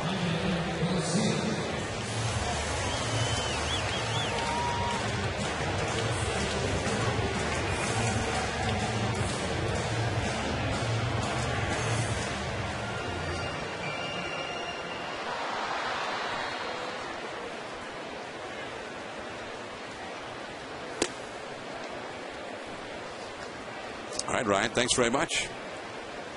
Ball 1 to Jaime Garcia, who struck out his first time. Manny Parra is showing some of the stuff that the Brewers have felt for a long time that he was capable of here tonight in St. Louis. I love the little adjustment they've made with his delivery, the step back. He takes a very abbreviated step back, which makes him very compact over the rubber. Eliminating some of that movement will improve some of his location problems and consistency problems. Rick Peterson, that little step right there he takes. Base hit for Jaime Garcia. So even a left-handed hitting pitcher seems to get under the skin of the left-hander, Manny Parra. That's been his Achilles heel all year, is his inability to get left-handed hitters out. Oh, that wasn't a bad pitch. It was a curveball down, and Garcia ripped it in the hole, pulled it. The only run he allowed was to the other left-handed hitter in the Cardinal lineup, Colby Rasmus, who hit a home run back in the 3rd. Leadoff man Felipe Lopez now. That is just foul. Third base umpire Todd Kitchener right there to make the call. Tomorrow night, Monday Night Baseball, 7 o'clock at ESPN Eastern Time. Adrian Gonzalez, the great slugging first baseman of the Padres, will be in Philadelphia, and the Phillies slugging first baseman Ryan Howard will be up against him in Wednesday Night Baseball. Soriano and the Cubs up against Prince Fielder and the Brewers. Wednesday Night Baseball at 8 Eastern. Now a strike called to Felipe Lopez, and it's 0-2. Wade LeBlanc, a left-hander against Cole Hamels tomorrow night at 7 from Philly. Wednesday, Carlos Zambrano back in the rotation now for the Cubs up against Randy Wolf of the Brewers. 0-2, Parra with the slider in on the hands. 0-2, the count remains to Felipe Lopez, who has struck out and walked.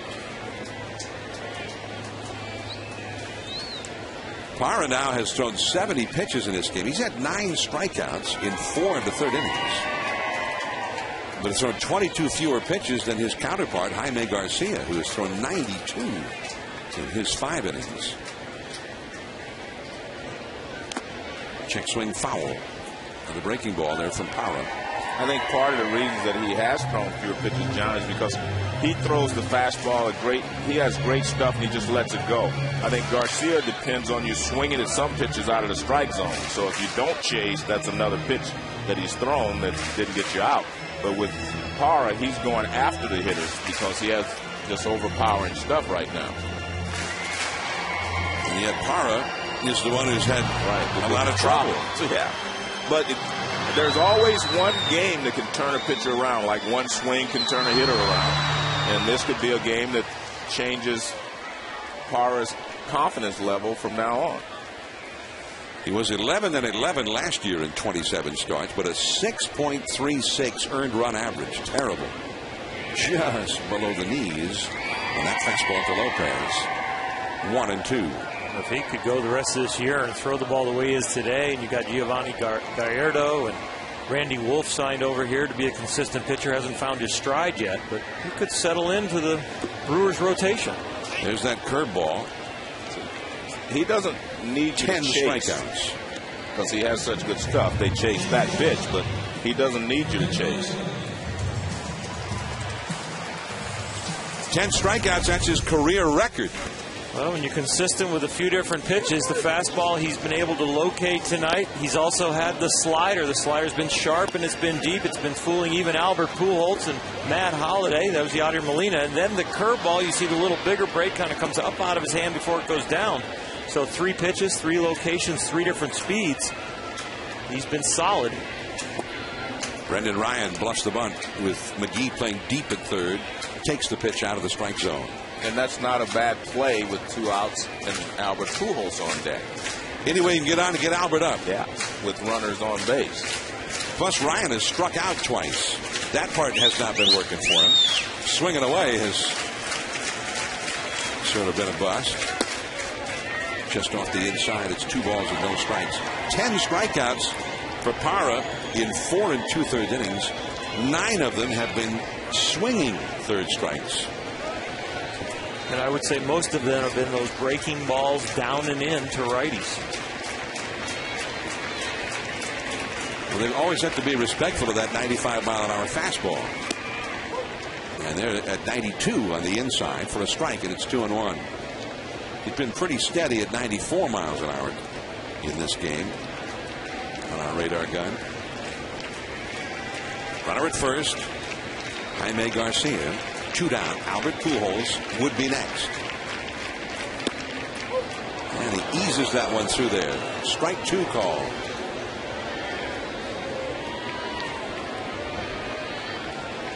Albert hoping to bat with men on base here in the 5th.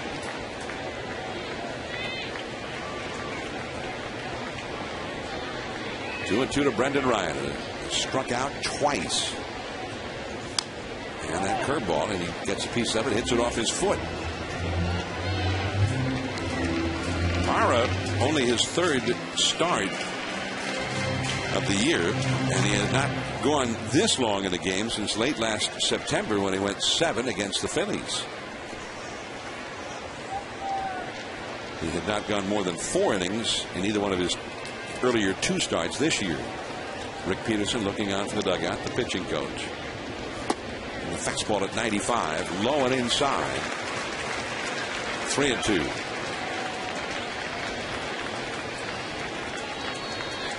So you got Albert Pujols coming up next. 2 down. If you're going to get a pitch to hit, this is it. Well, I think if you're a guy that's hitting 215, you're supposed to get a pitch to hit anyway. Garcia runs from first. And he threw him a high curveball. And it works. Ricky Weeks. Albert Pujols stranded on deck. On to the 6th inning. Parra and the Brewers holding a 3-1 lead.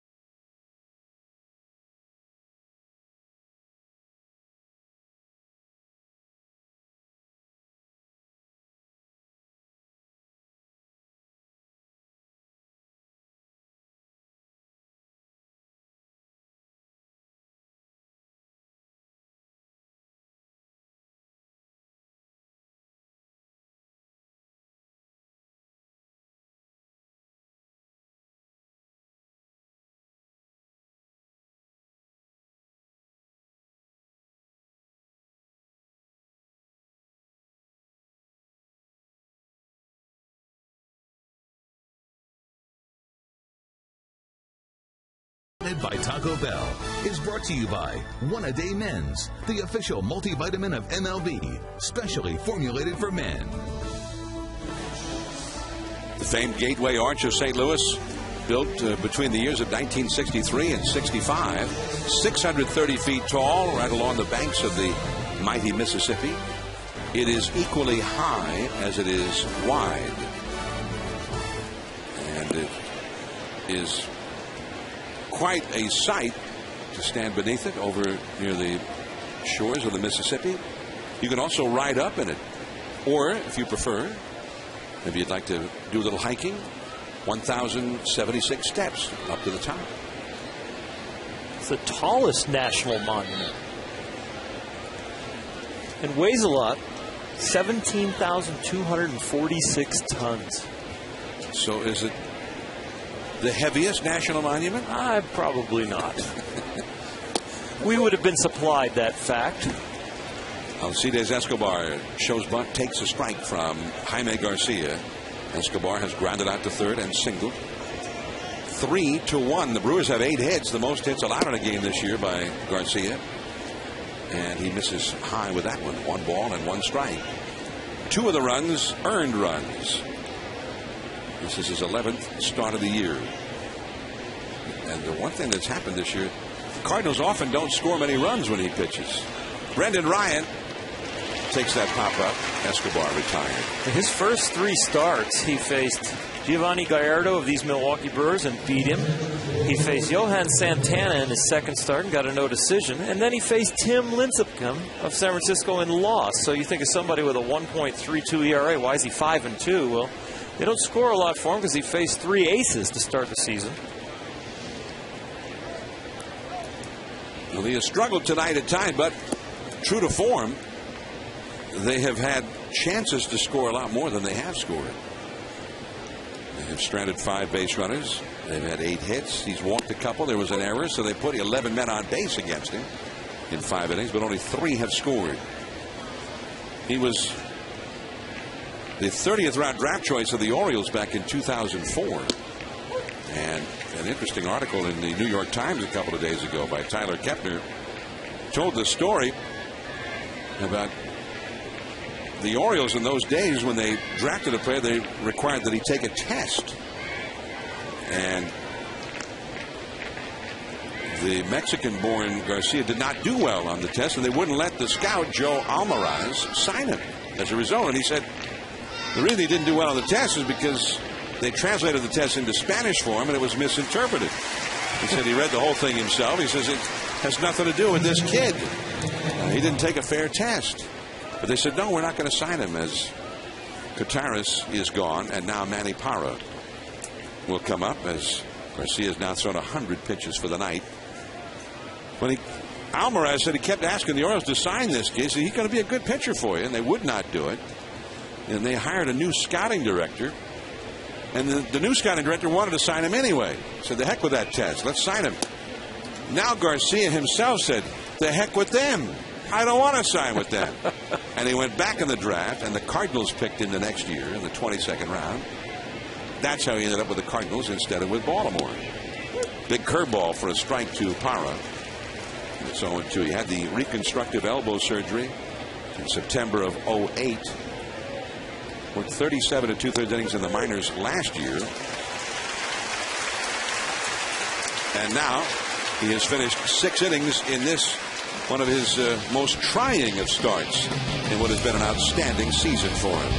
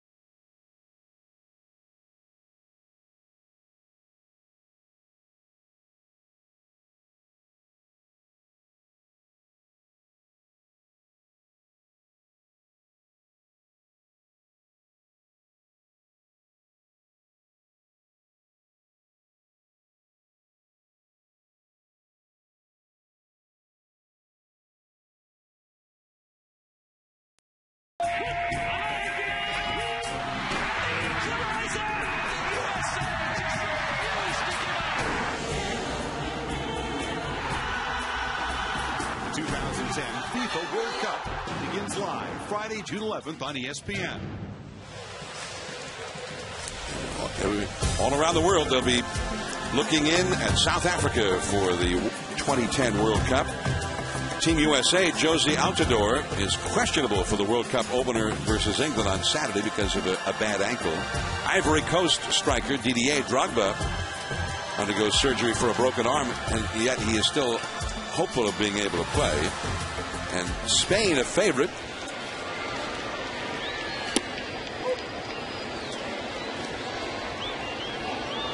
has not advanced beyond the quarterfinals in the modern era.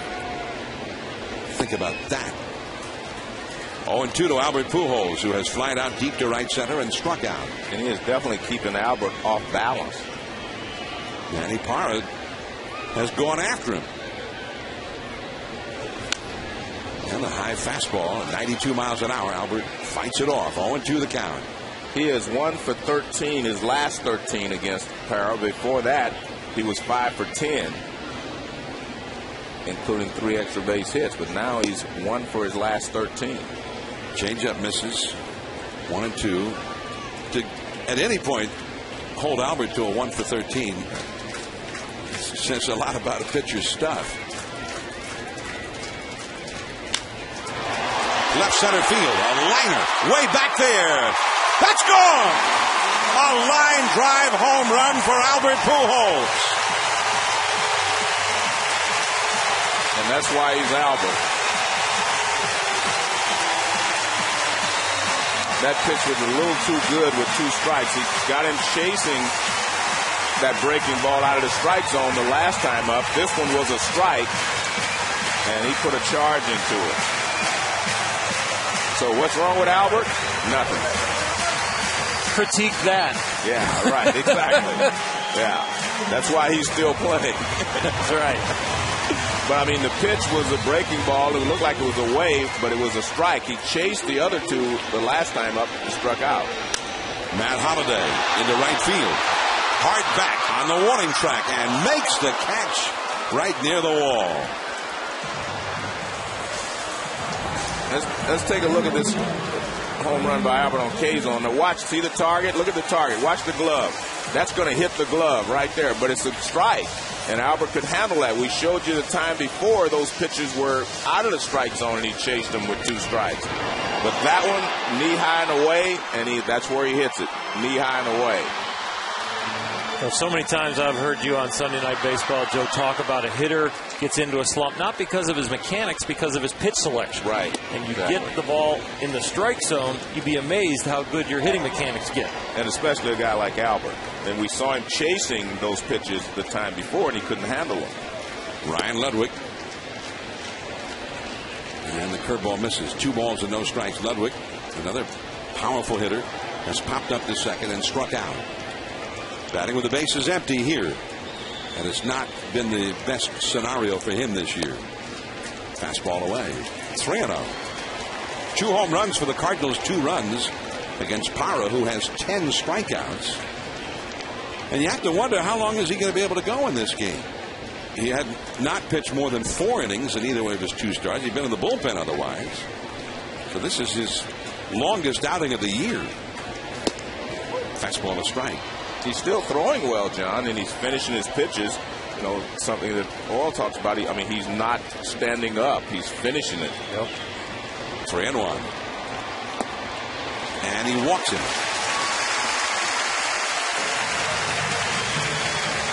Let's take a look at Albert facing Parra in the 4th inning. We talked about him being 1 for 13. Now let's take a look. This is the first pitch he takes for a strike. Now watch where he starts. That pitch is the same pitch he hits out for the ball out of the ballpark, only it's not in the strike zone. He chases this pitch and strikes out. Now when he gets up again, the home run, there's a curveball, same pitch, but it's in the strike zone, and he hits it out of the ballpark. With 2 strikes, he would have been better served to try to bounce that again and get Albert to chase. He didn't do that, and consequently, he only has a 1-run lead now.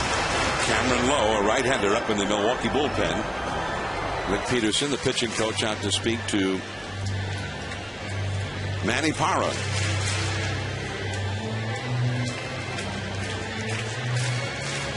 One out with a runner at first.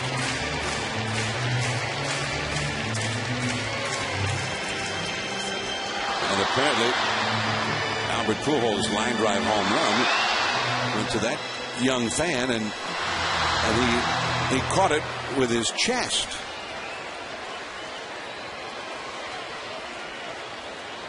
Wow, that's got to hurt. But Dad says, "Are you okay?" Yeah. The shock wears off a little bit, then the pain comes in.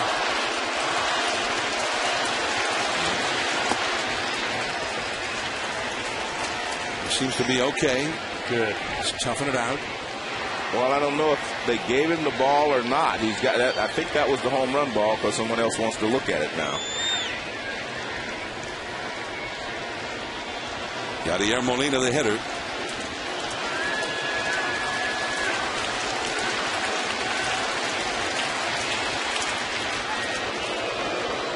Ludwig back to the bag at first with Fielder holding against him. 3-2 the score. Yesterday the Cardinals jumped ahead early, 4-1, and it was the Brewers who played catch up with a 3-run rally. They tied the game. The game eventually went extra innings, and the Cardinals won it in the 11th. It's foul off the right field line.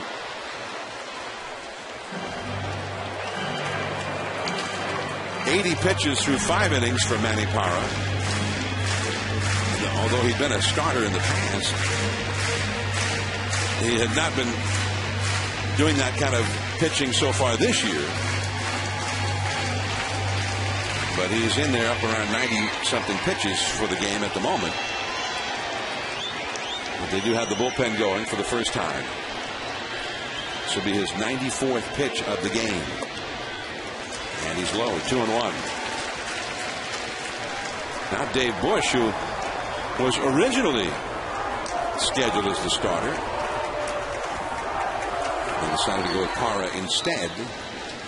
Well, Parra's had a lot of success over the years against the Cardinals, so that was one of the reasons I think they made that change. His 12 career games, he was 2-1 with a 2.97 coming in against the Cardinals, so they went with a hot hand. You know, it was rumored and speculated that Dave Bush wouldn't start because of a blister on his finger, but he denied that to the media. A lot of media types had said that Bush couldn't pitch because of the blister, maybe trying to decompress the issue of Parra starting in his place, but you can see he's down there getting ready and hot for this game, so there's no hand problem there. Off the inside with that fastball. Manny Parra with a career record 10 strikeouts in this game. He had done that in the first 4 2/3 innings of the game. See, the Brewers starters have not been able to go deep into games. They're averaging less than 6 innings per start. Parra pitching a beauty, but you wonder just how much steam he's got left, having been in the bullpen all year. He had 7 of those 10 strikeouts in consecutive innings. First time in 7 years that any pitcher did that. Darren Dreifert was the last to accomplish that. As Molina gets a walk, so now he has walked 2 in a row. This is one of those situations I used to hear Sparky Anderson say, you know, I've kind of got him in a box. And by that, he means that he's got the other manager in a bad position. And Tony La Russa has him in a bad position. He has to leave him in because you don't want to bring him in, the right-hander in to pitch to Colby Rasmus. But he's struggling now. So that's what that box is. There's no place for the manager to go. He's in a box. He just has to hope that Parra can get out of this. In the inning, a home run by Pujols, a deep fly ball by Holiday, and then 2 walks and a curveball, and he did not get the call on that one. 1 ball and no strikes.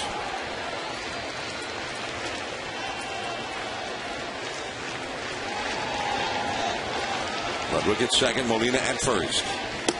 Tries the curve again and hangs it high and tight. So what do you think, Oral? Well, those 2 pitches are curveballs because of the fastball in home run that Colby had off of him. So he went with pitches that he has more confidence to get him out with, just did not execute him for strikes. Now he might have to give in with the fastball and try and get a double play, keeping it down. 2-0. Big pitch here. The high fastball taken. Pretty good take there on a fastball count. He got the fastball. No swing. Well, he's trying to keep it down to get the double play ball, but I think it might have caught the top of the strike zone. Let's take a look here what K-Zone thinks. Right on the borderline. A lot of times you don't get the upper corners of the strike zone because you've got either width or height that could be wrong, and the umpire doesn't give it to you up there. But you'll get an expansion on the lower end of the strike zone on the corners because they reward you for keeping the ball down. Well, he struck Rasmus out with a curveball last time, and that's why he started him off with 2 curveballs in this at-bat. But now he's in a tough situation. He has to pretty much give him a fastball and hope that he can get to 3-2 and throw a curveball. 3-1 now. And he walks him. The 3rd consecutive walk. 12 of his last 15 pitches have been out of the strike zone. But it's definitely got to be an endurance factor. A guy who hasn't gone more than 4 innings. He's thrown as well as he has tonight. He's been outstanding. And then to have 3 walks in a row when the pitch count starts to escalate, you'd have to chalk that up to fatigue.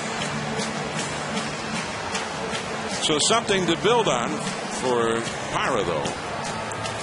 And for 5 innings with 10 strikeouts and only 1 run allowed, he was superb. And perhaps he just didn't have a whole lot left here for the 6th inning. Bush in for the bullpen. Bases loaded, only 1 out.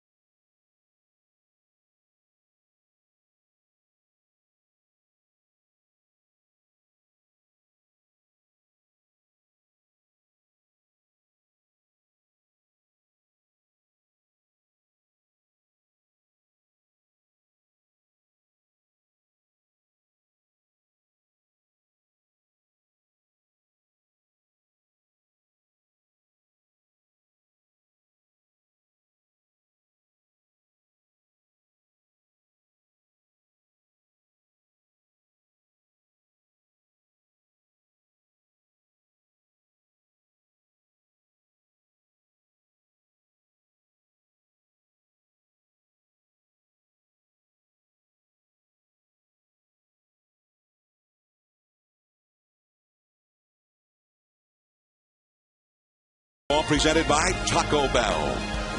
Busch Stadium in St. Louis, and a 3-2 Brewers lead over the Cardinals. And what was a wonderful night for that man, Manny Parra, has started to come crumbling down around him. Dave Busch will try and keep that from happening here. His first relief appearance of the year. Been a starting pitcher, but there's some curious things in this inning. Number one, Busch was not the first guy who started warming up in the bullpen. When first we looked out there, after the home run by Pujols, the man who was throwing was Cameron Lowe, not Dave Busch. Then the next time we looked out, Lowe had taken a seat and Busch was throwing. That curveball of beauty, that's his big pitch. And it's 0-1 to Skip Schumacher pinch hitting for Aaron Miles. The other point was when you knew that Parra might have a limited pitch count anyway. He had not gone deep into a game so far this year, more than 4 innings. That's a foul off the third base side. And into the crowd is McGee, the third baseman, and Braun, the left fielder, gave chase. Why did he stay in there so long? And I'm wondering also, and Oral probably can speak to this from his years of experience, as Lowe is again up in the bullpen. Bush has been a starting pitcher. They usually take a lot longer to get warmed up than a relief pitcher who works 3 or 4 times a week. Yeah, the adrenaline will help you get loose, but a lot of times a starting pitcher takes a little more time to find his rhythm. You can't speak specifically to Dave Bush or to what Ken Maka was thinking. A curveball dribbled foul. Yeah. In some ways, Ken Maka probably was trying to stay with his hot hand. You have to remember this bullpen of the Milwaukee Brewers has a 6.19 ERA, 15th in the National League. So it's sometimes as a manager, you want to stretch a guy that you know what you have out there on the mound as far as you can. And he just took it to the brink and got 3 walks instead of some quality pitches. Bases loaded, infield double play depth. In the dirt, almost hit him in the foot. 1 ball and 2 strikes. So they've been a problem, that bullpen, all year. And on this road trip, it's been even worse. 16 in the third innings, 16 earned runs, 26 hits. Well, I would be the opposite of that thinking, because I would rather give them a chance when they have some margin for error rather than to bring them in like now when there is no margin for error. And the fastball down and in again. 2-2 to Schumacher. But the real point of this inning is Albert hit a home run. The ball that Holiday hit was not a pop fly. It almost went out of the ballpark. Then when you walk Ludwig, like I said, then you had him in the proverbial box because he didn't want to bring a right-hander in to pitch to the left-handers. Curveball, and he taps that one foul. Still 2-2 to Schumacher, hitting .244 for the year. Cardinals as a team, in their at-bats with the bases loaded, are hitting .415.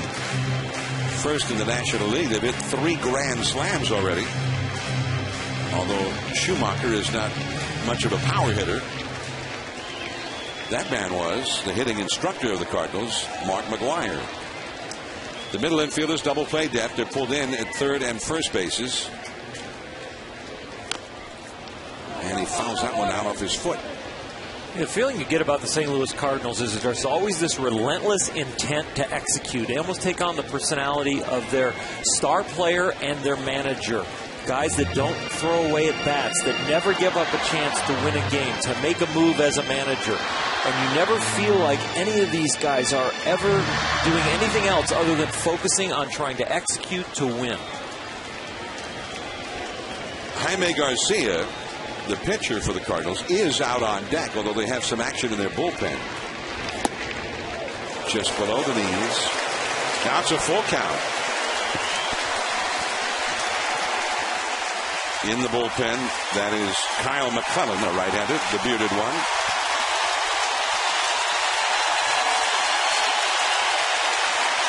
This will be the 9th pitch of the sequence from Bush to Schumacher.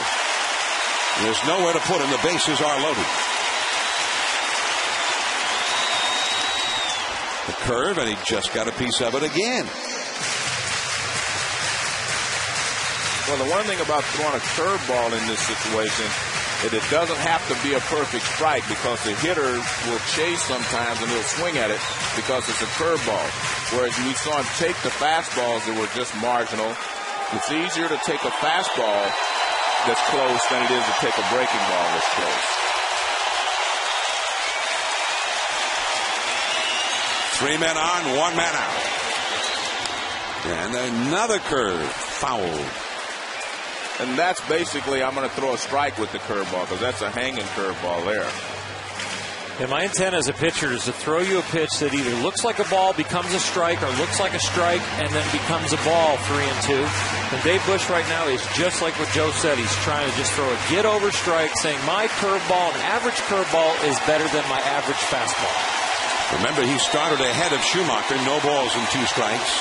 Now this is the 11th pitch in the sequence, 3-2. And it goes on.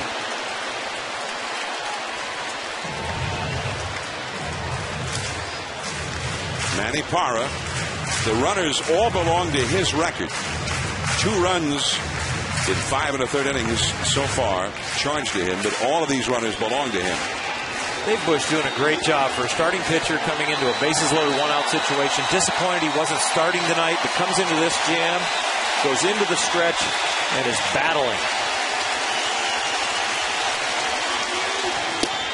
He struck him out. Got him a chase, a fastball out of the strike zone. But I agree with you 100% on Bush battling. That's why I think he should have been brought in sooner. 12 pitches, and then on the number 12, the strikeout. Schumacher is gone, and there's number 54, Jaime Garcia. He's back in the dugout as Schumacher disgustedly goes back down to the bat rack. But they're going to send up a pinch hitter now. David Freese is going to bat for Jaime Garcia. MLB.TV, baseball everywhere.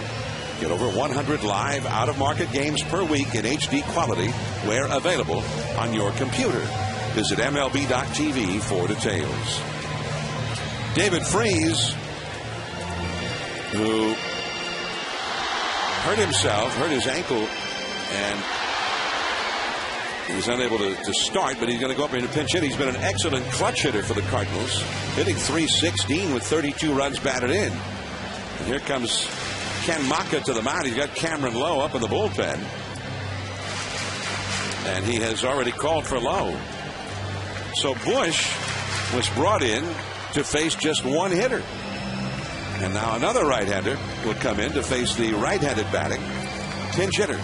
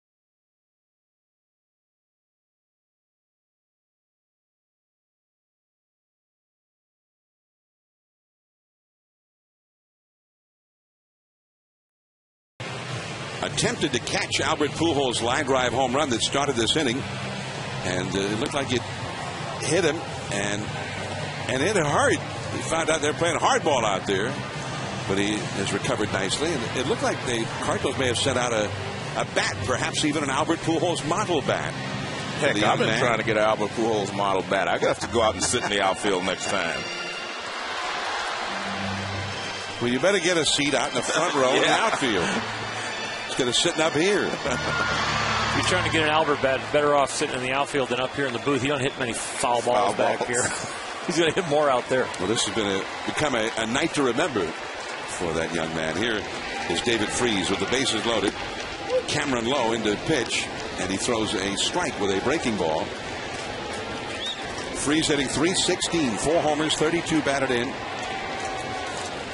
He's had more than half of those RBIs with runners in scoring position and 2 outs, so he's had a lot of hits in the clutch. .357 average with runners in scoring position for the year. Freese also likes to hit in this ballpark. .385 batting average at Busch Stadium. Bases loaded, 2 down. 3-2 Milwaukee. The shortstop Escobar to Weeks at second. for the force out on Rasmus. And the Cardinals unable to get that tying run home, leave them loaded. On to the 7th, top of the order for the Brewers coming up.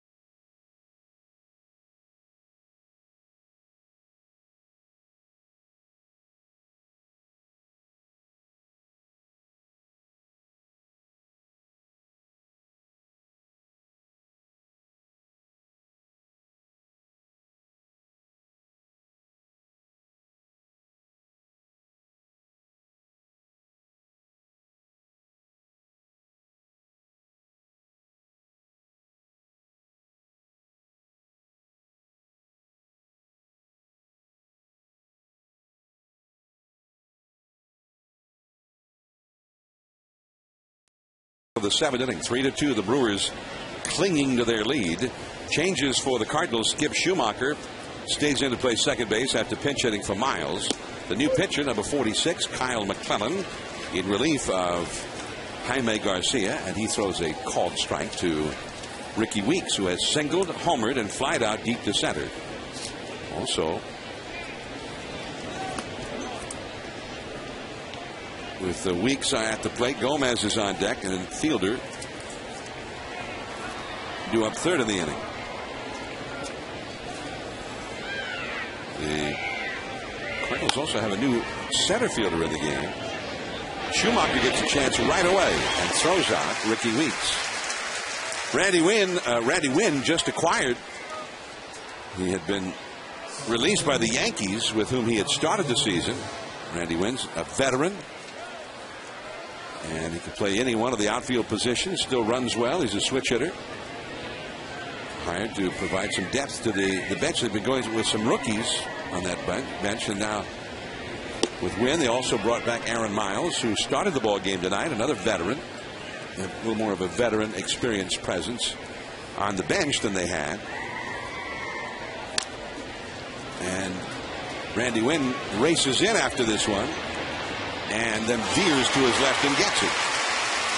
Yeah, both those veterans are switch hitters, and maybe down the stretch with the pennant, they think they have a little more experience, and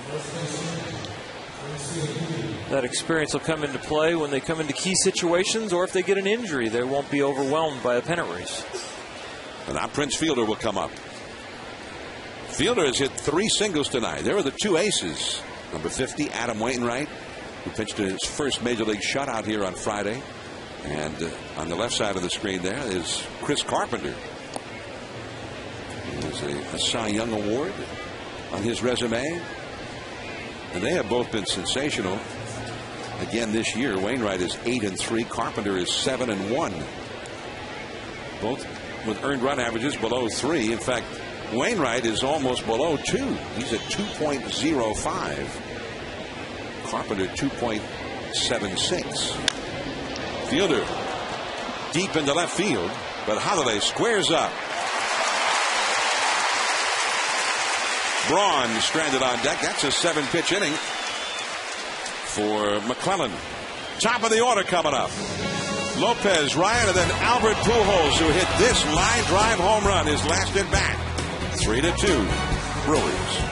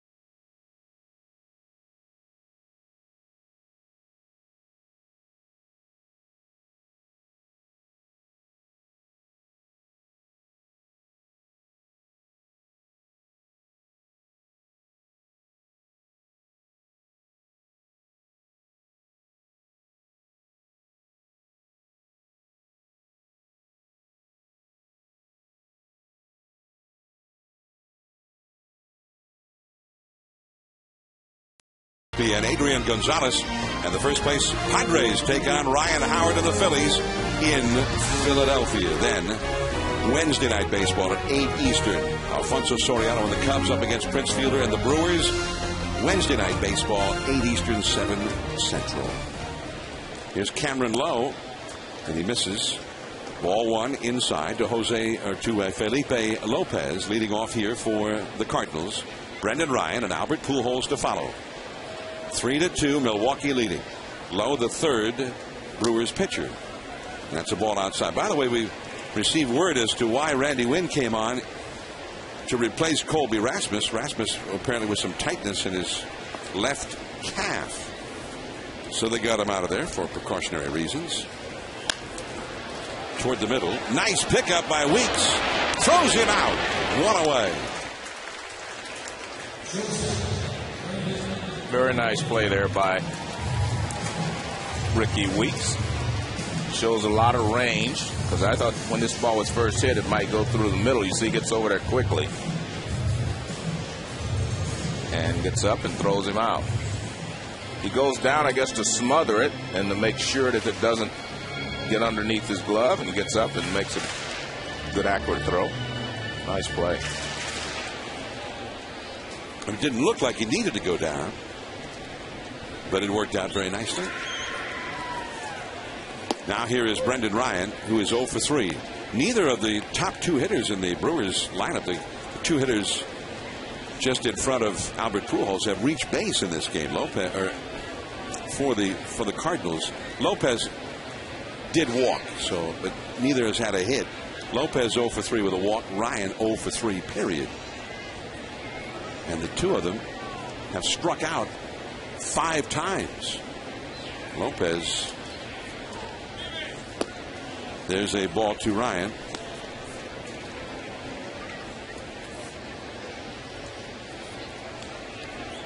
For Brendan Ryan at the plate with Pujols on deck. Albert, who hit a home run his last time. Cameron Lowe pitched last season in Japan for the Fukuoka Dye Hawks.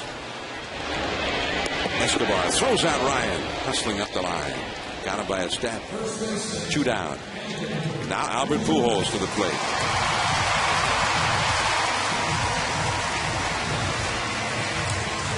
Albert hit a line drive to that kid in the left field stands. Looks like he's sitting with mom and dad. Think I should move out there now? If you want an Albert Pujols baseball and a bat, you better get out there. All right. Although if you want the bat too, got to let it hit me. Huh? Yeah. If mom's on the phone with somebody watching on TV, tell them to turn the bat and let's see if it's a Pujols. Here's Albert, the possible tying run. And that's ball 1 from Cameron Lowe. That home run was rather astonishing because it was just a line drive. And he hit it so hard it stayed aloft all the way until it reached that young man out in left center field. 2-0. A line drive to the outfield and a difference in a home run. The only difference is like 1/16 of an inch on the barrel where you hit it. Underneath it, you get a little bit underneath it, it gets the back spin on it. You hit the square, it gets the top spin on it. And that is inside. 3-0. A lot of guys hit line drives that don't get that much longer. Right. They hit the wall or they bounce up against the wall. Albert just kept on going and going. There's Matt Holliday on deck. He would be next. 2 down, nobody on. And Lowe ends up walking Albert Pujols. Well, they're going to continue to do this, you know, because Holliday is not hitting for a lot of power. He's getting base hits, but he's not driving the ball. So would you rather face Albert, who can drive the ball, hit it out of the ballpark, or Holliday, who may get a single, who may, you know, you have a better chance of keeping him in the ballpark? Although I must admit, I think in left field and right field, I think they're playing pretty shallow with a 1-run lead and 2 outs. You do not want the ball over your head. Especially Corey Hart out there in right field after the way Matt hit that ball his last at bat. Yeah. Almost drove it over his head then. Holliday batting here after a walk to Albert Pujols, and he has not done well in those situations, whether it's an intentional walk or otherwise. He hitting only 172 in his trips to the plate after a walk to Albert. Albert is running. Cotaras throws to second, off the glove of Weeks, into right field, and Albert gets up and goes to third.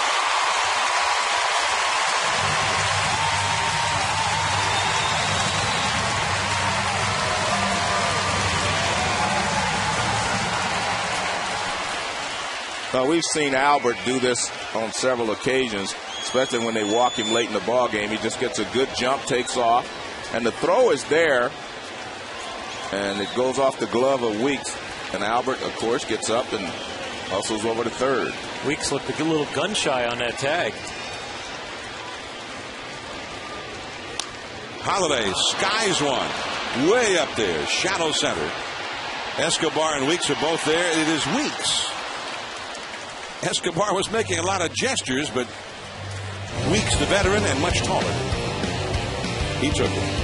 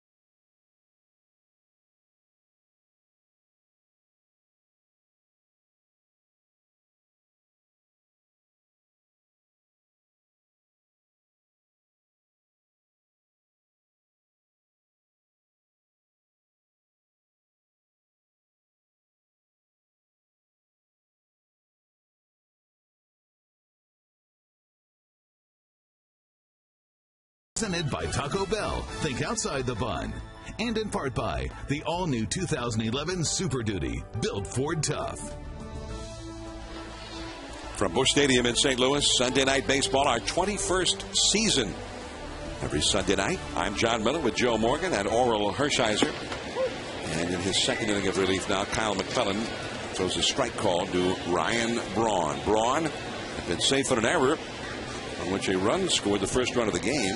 Felipe Lopez missed one at third base. He's also hit into a double play and singled. 1 for 3 officially. Ooh, that looked pretty close to me.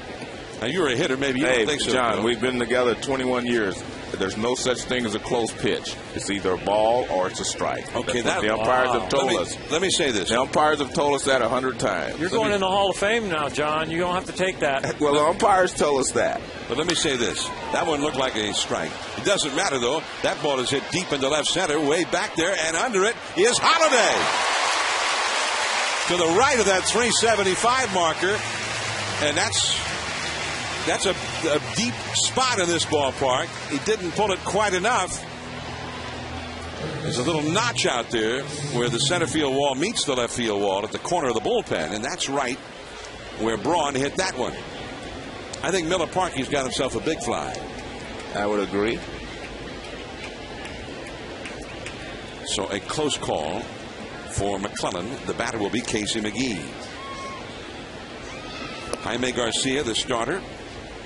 He struggled to give up more hits than in any game he's pitched this year. It was his 11th start of the season. He allowed 8 hits, but only 2 earned runs, 3 runs total. But that unearned run is the difference in this game right now. That first inning error by Lopez allowing a run to score. But the Cardinals have had chances, big time chances, to get that run home to tie the game in the last 2 innings, and they've not been able to do so. They've received 5 walks from Brewer pitchers, and none of them have scored. They left the bases loaded. That was loaded up by Parra with his walks when he hit the wall of fatigue. And a momentous plate appearance as Dave Busch came on in relief for the first time this year with the bases loaded, 1 out. Got into a 12-pitch battle with Schumacher, and finally on the 12th pitch he struck him out. Yeah, Dave Busch did a great job in that at bat, not giving in, using his best pitch, his out pitch, his slow curveball, but finally got Schumacher to swing at what would have been a ball on a fastball, but Busch not giving in and continuing to try and make good pitches won the battle. And then they took Busch out. That was it. That was interesting. Just the one batter, and another right-hander, Cameron Lowe, was brought in. This is Ryan. He throws out Casey McGee. McGee is now 0 for 2.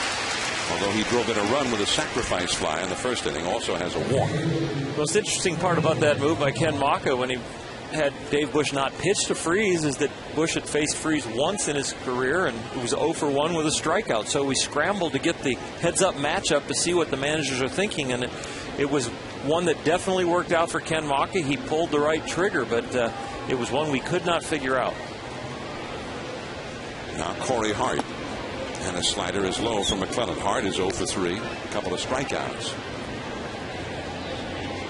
And as we mentioned, Hart went into the day leading the National League in home runs. Scott Rowland tied him by hitting a pinch hit home run for the Reds in the 9th inning today. And then Albert Pujols tied both of them. And Albert tied them. Yeah. In the 6th inning of this game. 14 apiece. As I said, he went into the game 7 points behind the league leader, and to the day, I should say, in batting average, 1 home run behind the home run leader and 1 RBI behind the RBI leader. Sounds triple crown to me. Well, also, there are a lot of those RBI opportunities that don't end up being opportunities for Albert because they walk him. Yeah. He's walked 42 times now.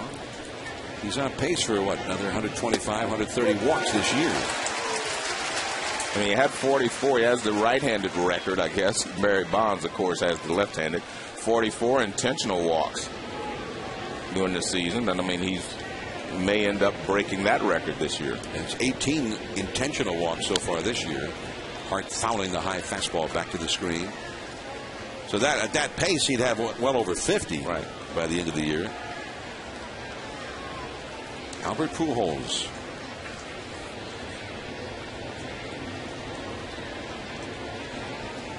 Outfield deep straight away. And the curve in the dirt outside. Full count to Corey Hart. Hart has hit most of his home runs in the last 3 weeks. 21 games coming into this game, 11 homers, 24 RBIs. And really, he got more or less started on Sunday Night Baseball 3 weeks ago at Miller Park against the Phillies. Hart bounces a foul back behind the plate. Remember that game we did? He hit a long home run. And earlier in the game, almost hit a home run. Out to deep left center. You asked Tony who was the best team that he had seen this year, played against. And he kind of gave us a political answer. I mean, he didn't give us one team. He basically gave us a few teams he thought were good. Of course, he said the Reds. There is Brendan Ryan, and he can't handle it. Got a tough hop, and ultimately unable to hang on to it. Let's go to the studio to Ryan Burr in a Sports Center right now.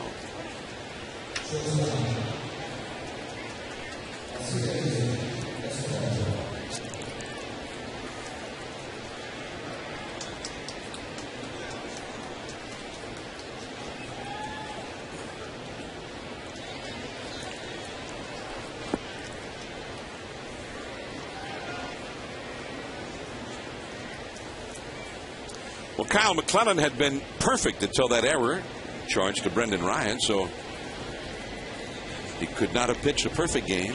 Well, that's not a segue, is it?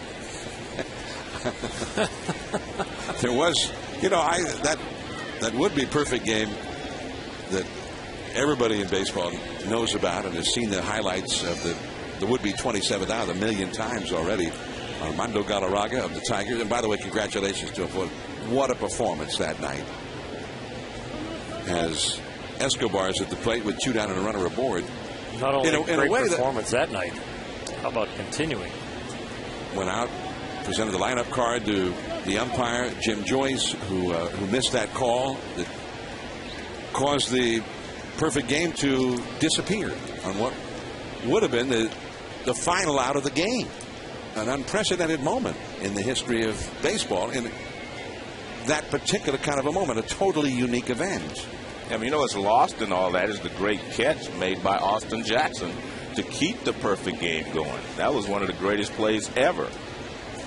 And one of the things that we gained a great respect for Jim Joyce after blowing the call and maybe one of the lowest moments of his career, to see all of baseball rally around him and the way he's handled it and how much they love and respect the way he umpires. I went to college with him at Bowling Green State University in Ohio, and he would pitch as a starting pitcher and then quickly get his uniform off and get behind the plate and umpire the rest of our inter-squad games behind the plate because he knew he always wanted to be a big league umpire. And there's so much respect for him. He probably played at one of the highest levels a player could play at and then become a major league umpire. And Jim Joyce went to Bowling Green State University, Ohio, was a great pitcher, a curveball pitcher, and worked very hard at his dream of being a big league umpire. And that blown call, as much as we hated to see it, he's had some high points in his life now because of it, because he's had an outcrying of love for him and respect for his game. Well, everybody felt bad for him. And there was a story that the commissioner of baseball, Bud Selig, was taking it under advisement, discussing with his advisors whether or not he could step in or should step in and overturn that call. It was a unique situation. It was the 27th out. They went ahead. Galarraga promptly got the next batter out to end the game. It wouldn't have changed the outcome of the game, just rightfully would have declared that a perfect game for Galarraga, which he deserved and he earned. More on that when we come back.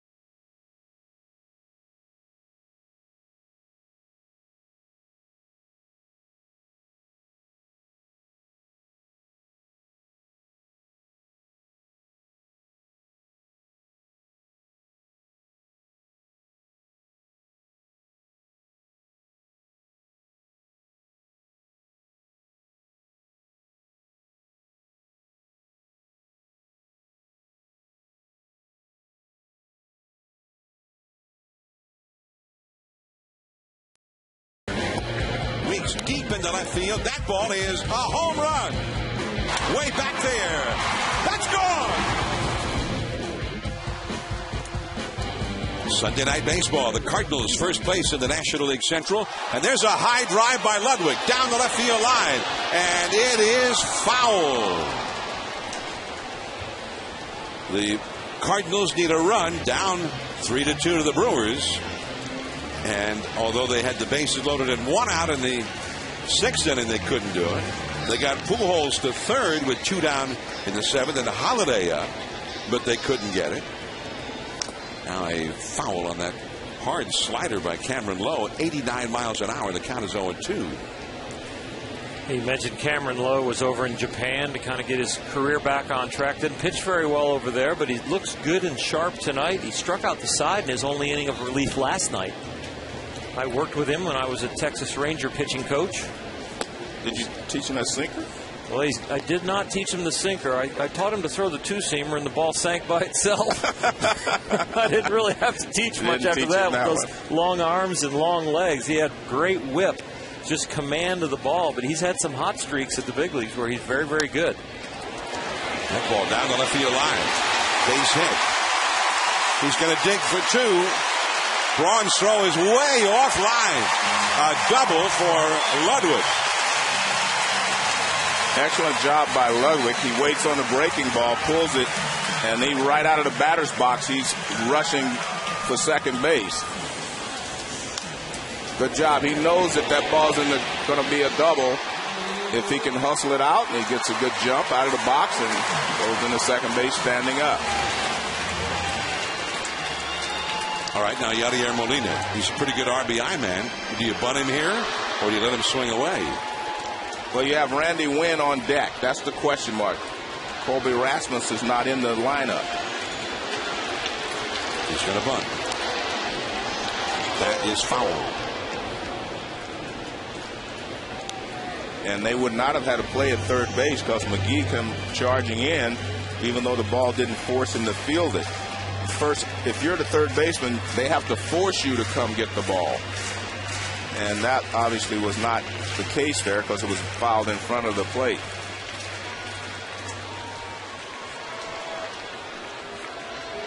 Well, here's the play you're talking about. Look at McGee. See, he charges in, and if he stays at third, the catcher would have been able to make a play at third base if the ball would have been fair. It would have been the kind of a play where Contreras, the catcher, would have wanted to make a play at third. The ball was very close to the plate. As a third baseman, you're reading your pitcher's ability to get off the mound and field that bunt to stay back, or your catcher's ability on a short bunt to get it. Casey McGee right there was not on top of that one. Fortunate it went foul for the Brewers. Ludwig at second. Fielder very shallow at first. And Molina bunts it foul. 1-2 the count. Unable to get that bunt down so far. And I think this was a tough decision for La Russa because Yadier can hit the ball to the right side. You know, he may drive the run in by getting a base hit to right field. And I'm not sure the bunt was on there with Jose Oquendo coming down and talking to him even with 2 strikes, saying, come on, swing the bat. Yeah, it looked like he'd been bunting on his own when you get a conversation like that. Still showing bunt.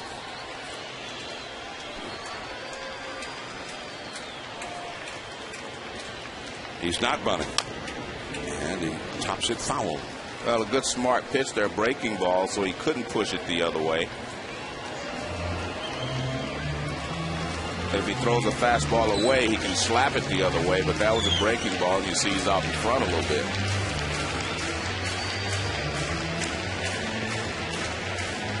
There's Randy Wynn, just acquired this weekend by the Cardinals. He's on deck rather than Colby Rasmus.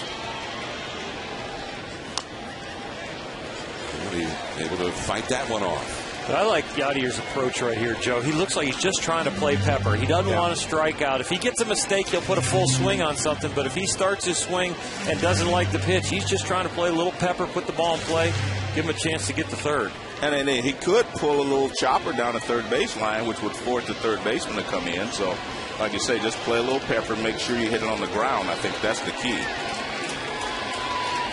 Runner at second, nobody out. And that will move him up. Escobar is only plays to first. And he did exactly as you both described it. Well, that's why he's such a good player. He's a smart player, and he knows what to do. That's why I say it was probably tough for Tony to take the bat out of his hand anyway by forcing him to bunt. But all he wants to do is hit a ground ball. That's what he's trying to do, and he does. You see, look at that. He just kind of slaps on top of it and hits a ground ball back through the middle, and he moves the runner over to third base. He's clapping for himself running down to first right there. He knew he did the job. You could tell that's what I was concentrating on. I got it done. And Ken Maka out to the mound. He's got Villanueva. The right-hander, Carlos Villanueva, is going to be brought into the game. Possible tying run back at third base with one out. Randy Winn is coming up.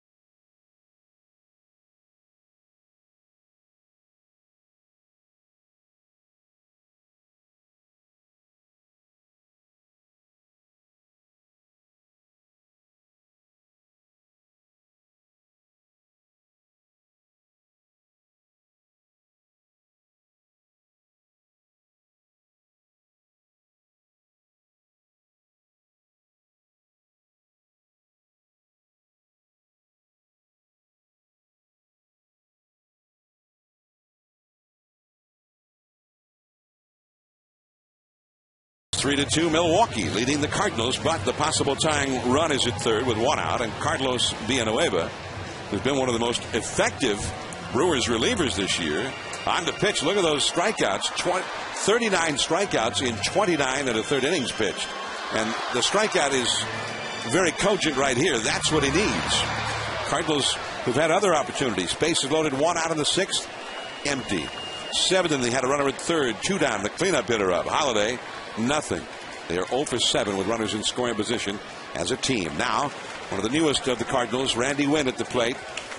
And he's up in a tight spot, his first at bat. Well, John, this is one of those situations in the past you might look for a squeeze sometime from Tony La Russa, but because Randy is new, I don't think he would trust him, to try to do this in this situation. Infield in all the way around. Left field, tagging Ludwig. Braun with the catch. Here comes Ludwig. Here's the throw. He's in there. It's tied up.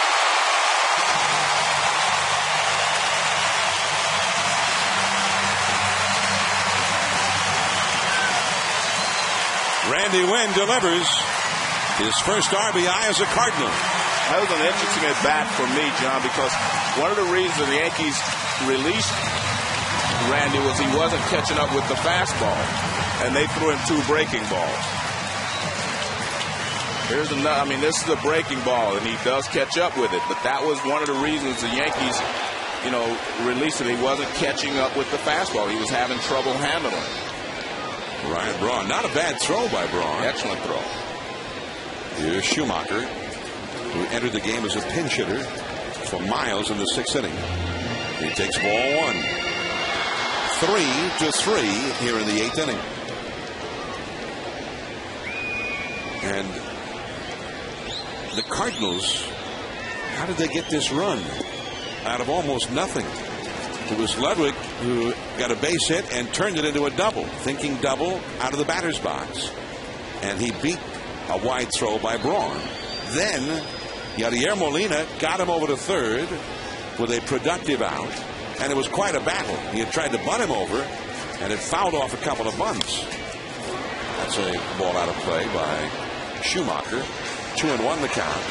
And then finally the fly ball by Wynn. So some fundamental baseball right there. Situational hitting. And now talking it over with Mark McGuire, his new hitting instructor. Escobar slings that ball to first. What an arm. The Cardinals have tied it up, and we're going to the 9th inning. 3-3.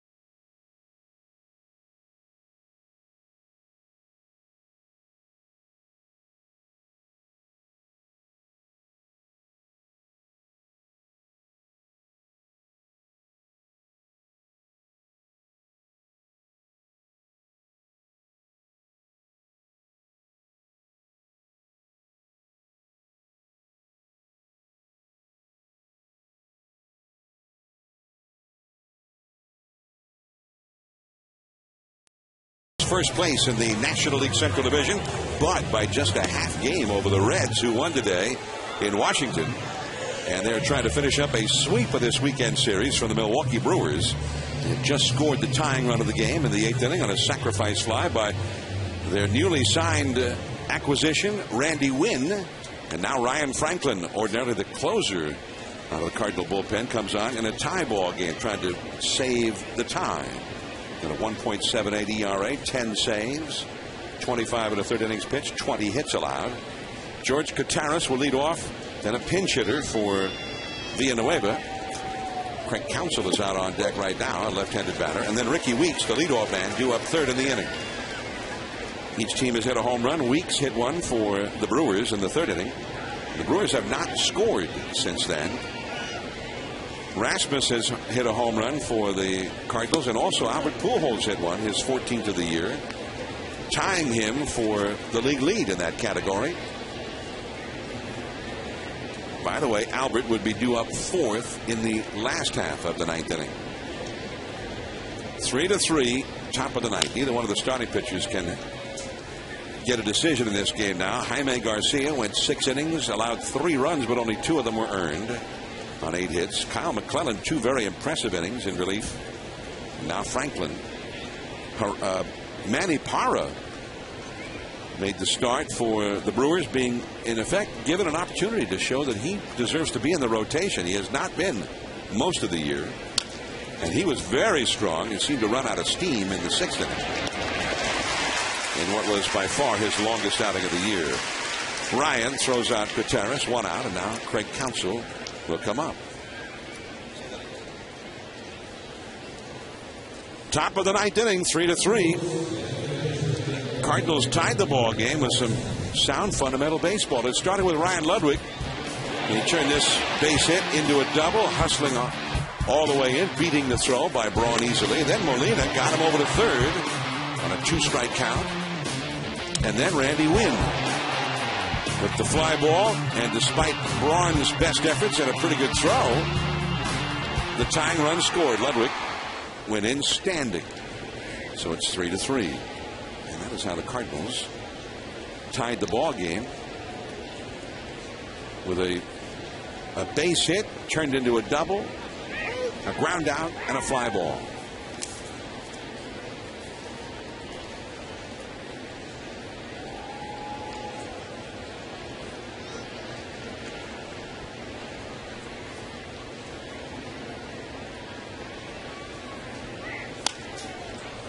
Deep and fouled on the right field line by Craig Counsell.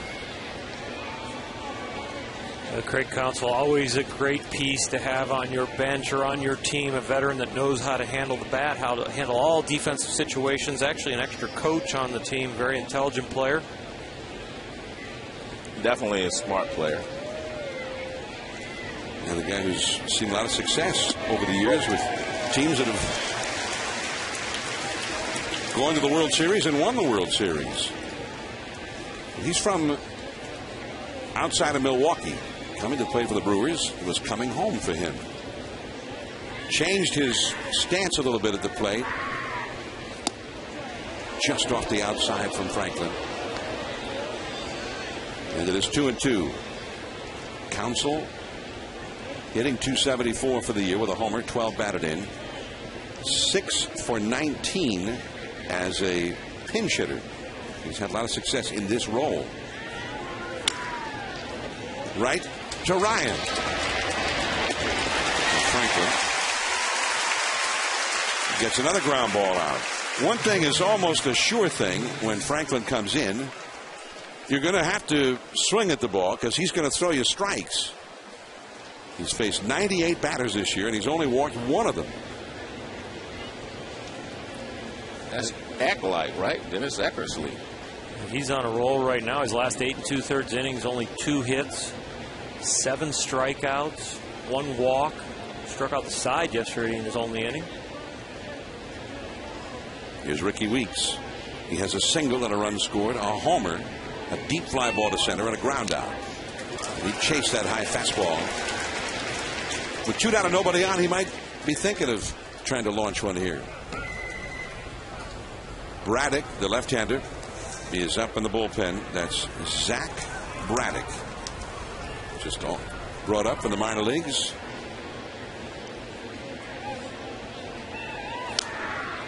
And that's out of play off to the right. 0-2 the count to Ricky Weeks. Carlos Gomez on deck after Gomez, Prince Fielder. The Cardinals in their half of the ninth have the pitcher's spot. There's Gomez on deck. And then the top of the order, Felipe Lopez and Brendan Ryan. And if anybody gets aboard, Albert Pujols would be the 4th hitter due up in the last of the ninth. Just off the outside, maybe down a little bit. 1 ball, 2 strikes.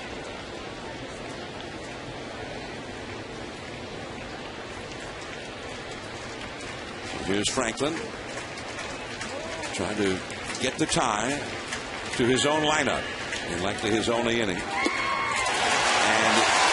he has done so. 3 up and 3 down. Last of the ninth inning. The Cardinals are coming up. Pujols will be due 4th. It's 3-3.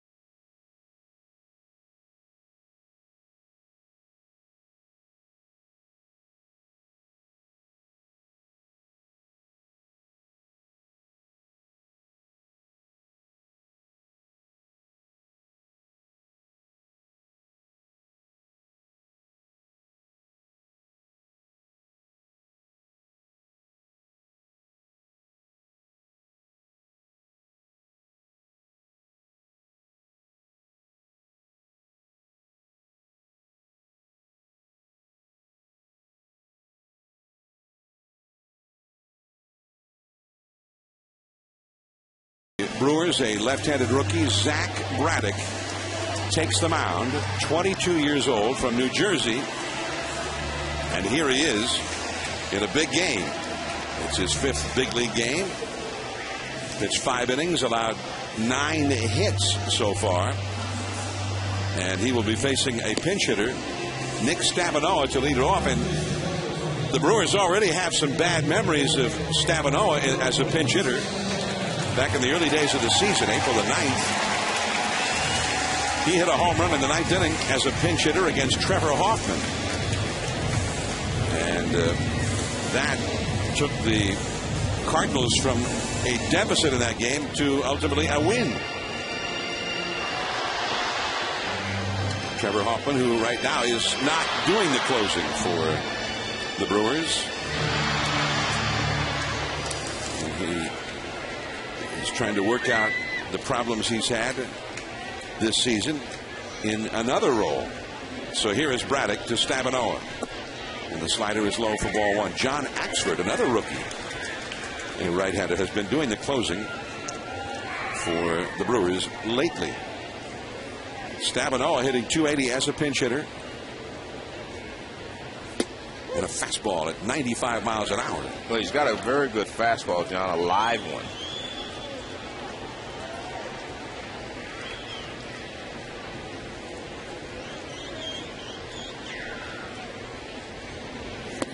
And he is low, 2-1. So this season, which was born in the midst of very high hopes for the Brewers, they had tried to correct some problems that had plagued them last year in their pitching staff, but the pitching has been as bad or worse so far this year. And that slider, he swung at it. First base umpire Tim McClelland, on the signal from the plate umpire Fletcher, said, yeah, that was a swing. McClelland, the veteran, the crew chief. 2 balls, 2 strikes to Stabenoa. Well, this guy's definitely got good stuff.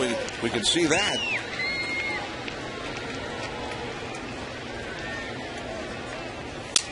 And that's a bloop into right field. Base hit.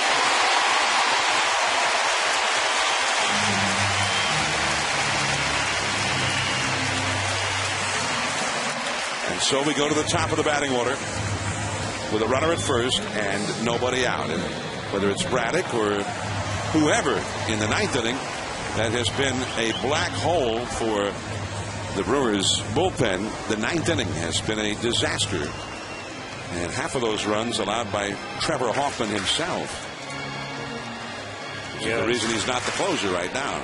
Been a hard year for Trevor. He's lost some arm speed, and they're looking to find that little bit more velocity so he can have that differential on that Hall of Fame changeup. Here is Lopez. There goes Stabenoa. The hit and run is on, but the ball is fouled and out of play. Interesting play there, and I think part of the reason they didn't bunt him over is that would take the bat out of Albert's hands, because if he bunts him over, then they'll probably pitch to Ryan, and then they'd have a place to put Albert if you bunt him over. So try to go ahead and move him on, load the bases or whatever, and then you don't have any place to put Albert. Albert alongside Mark McGuire, the hitting instructor, in the dugout. Albert in the hole right now with Ryan on deck. Albert behind him. Braddock. This time the bunt is on, and he bunted at it and missed. Strike 2.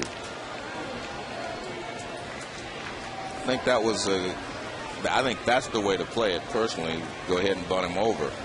But I understand why Tony didn't want to do it originally. Try to surprise him with a hit and run. You get that first pitch fastball right down the middle and try to do something with it.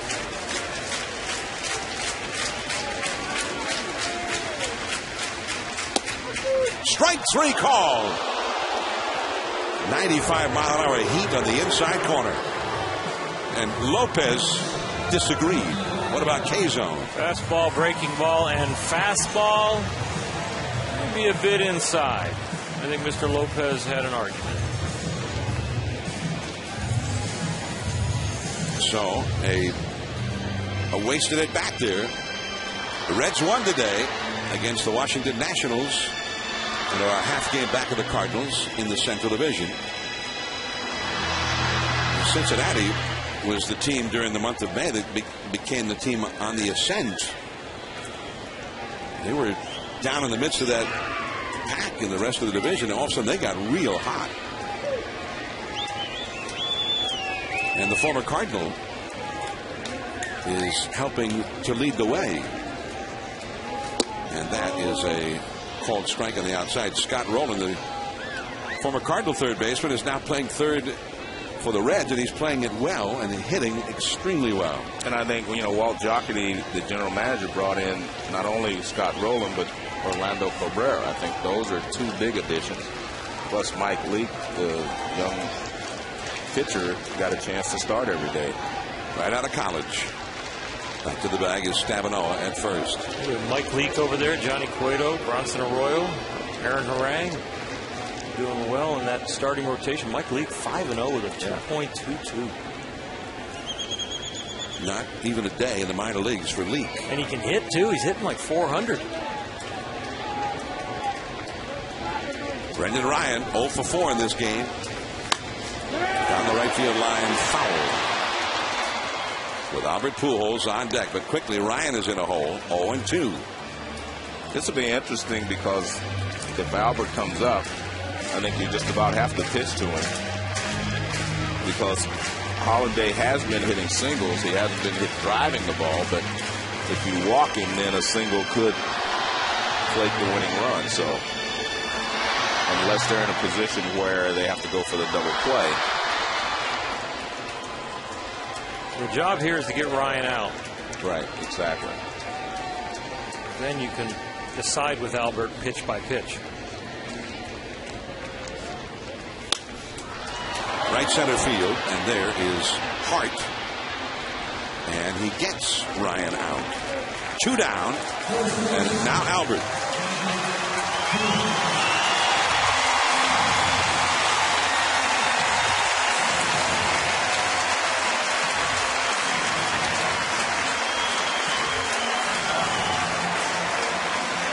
Matt Holliday on deck, and if you're that man, you have to make a decision. Yeah. Again, I think they play awfully shallow in the outfield, even for a guy like Pujols. Ball over your head, game's over. 2 down. You're supposed to keep the ball in front of you. Well, they're moving back a little bit now, but they're still, in my opinion, still kind of shallow for a guy like Pujols. You'd think they'd be back there where the wall paint would get on the back of their jerseys. Keep everything in front with 2 outs. Albert has a home run tonight. He had one yesterday. He had 3 in a game last Sunday.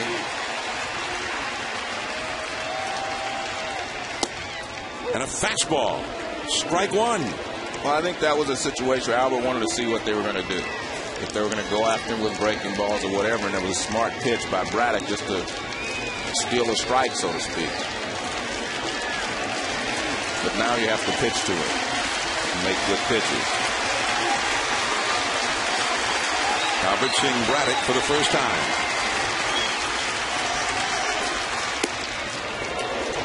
Not close. 1 ball, 1 strike. I agree with pitching to him. And my reason is even Babe Ruth made an out every once in a while. But I would hate to walk him and have Holiday up there where he can hit a single against this left-handed pitcher. And Holiday is hitting well against left-handed pitching this year. Albert has struggled to a certain extent until the last at bat.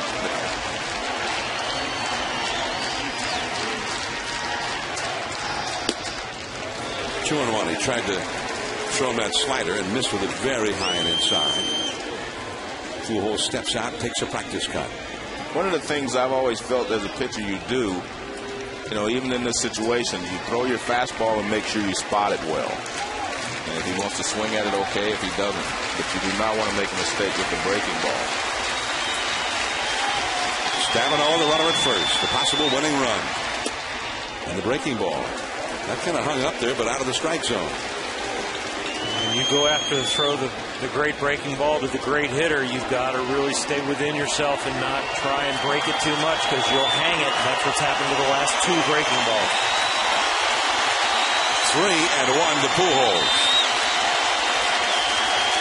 Most of the fans standing here at Busch Stadium. And he walks it. Not even close to the strike zone there. And he has put the possible winning run into scoring position where a base hit could end the game. Cocharis, the catcher, out to talk to Braddock. And Holiday has been getting base hits, as we said. He's just not driving the ball.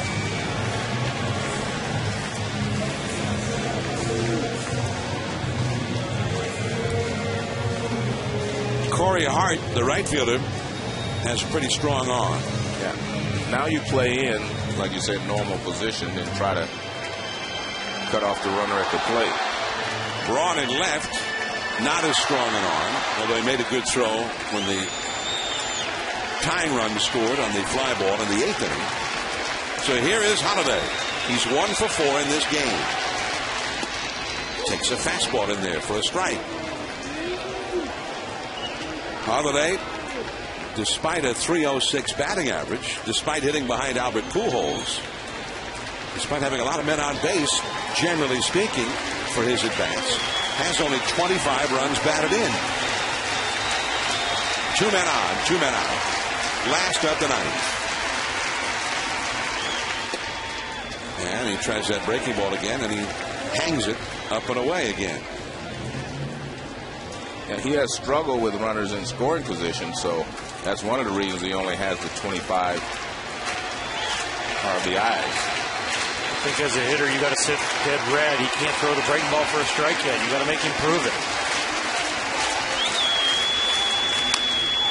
One hop to third. McGee leaping for it with the tag, and he got it.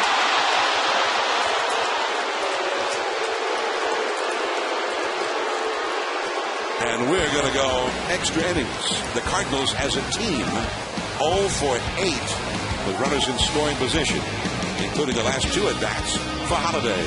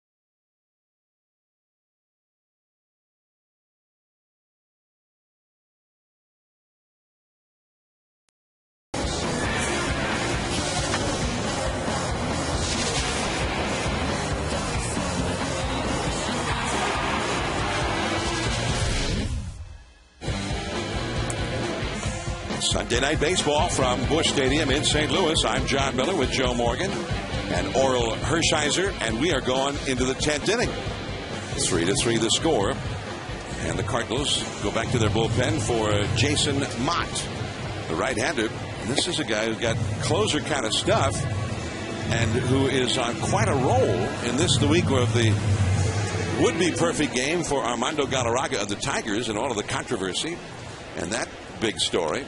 Jason Mott, just a couple of batters here and 3 or 4 batters there, has put his own relief pitcher's perfect game together. He's retired 31 consecutive batters. He has not allowed a man to reach base against him since May the 11th. 10 1/3 innings. Wow. This was in the paper today, and the ball is fouled by Carlos Gomez. Tony La Russa thought that was the worst possible thing for a guy who's pitching well. all of a sudden everybody's asking him about it. There's stories about it, and the whole world is talking to him about it now. Though he still hasn't reached Harvey Haddock. 12 perfect innings, all in the same game. Yeah. And didn't get the win. And didn't get a perfect game. Jason Mott, and he got an arm, doesn't he? 97 miles an hour to Gomez, who is 1 for 4. The power comes up next. Prince Fielder and Ryan Braun. And that will be a show. Because Fielder facing 97, he can catch up to that. Well, we'll see. 97 is, I don't know. That bat can catch up to it. Braun. And you're right. There are a few hitters that can catch up with 97, but 97, there's a lot of guys who cannot catch up with it. 97 and off the inside there. Just ask the guys that are facing Ubaldo Jimenez, who has a 90-mile-an-hour changeup and throws 98 with a two-seamer.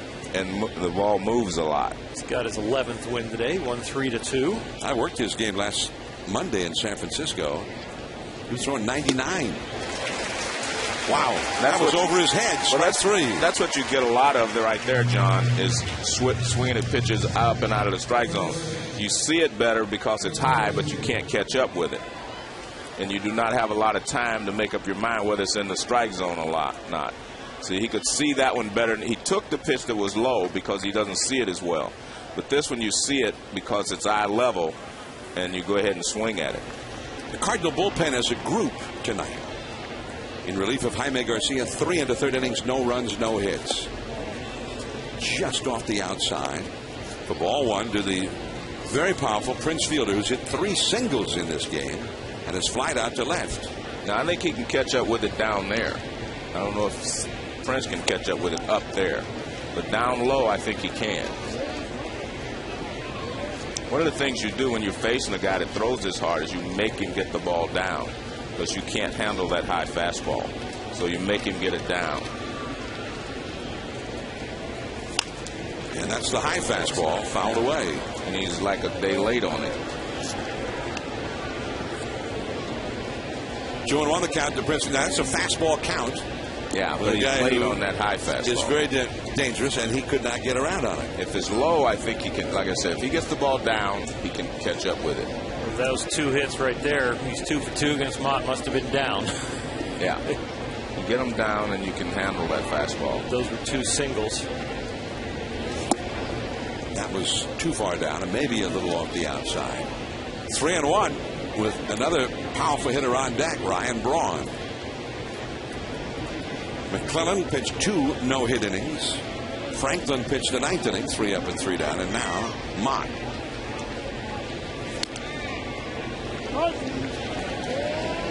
And that was called a strike. And Francis said, what's going on here? Well, the catcher missed it and it hit the umpire. Andy Fletcher behind home plate said, I might not have saw it, but my hand was in the strike zone. Oh, with my elbow.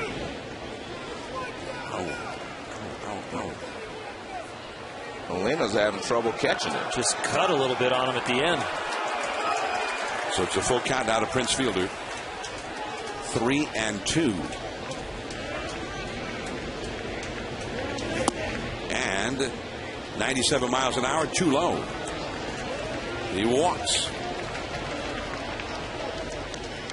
That is the first time a man has reached base against Jason Mott since May the 11th, after retiring 32 consecutive hitters.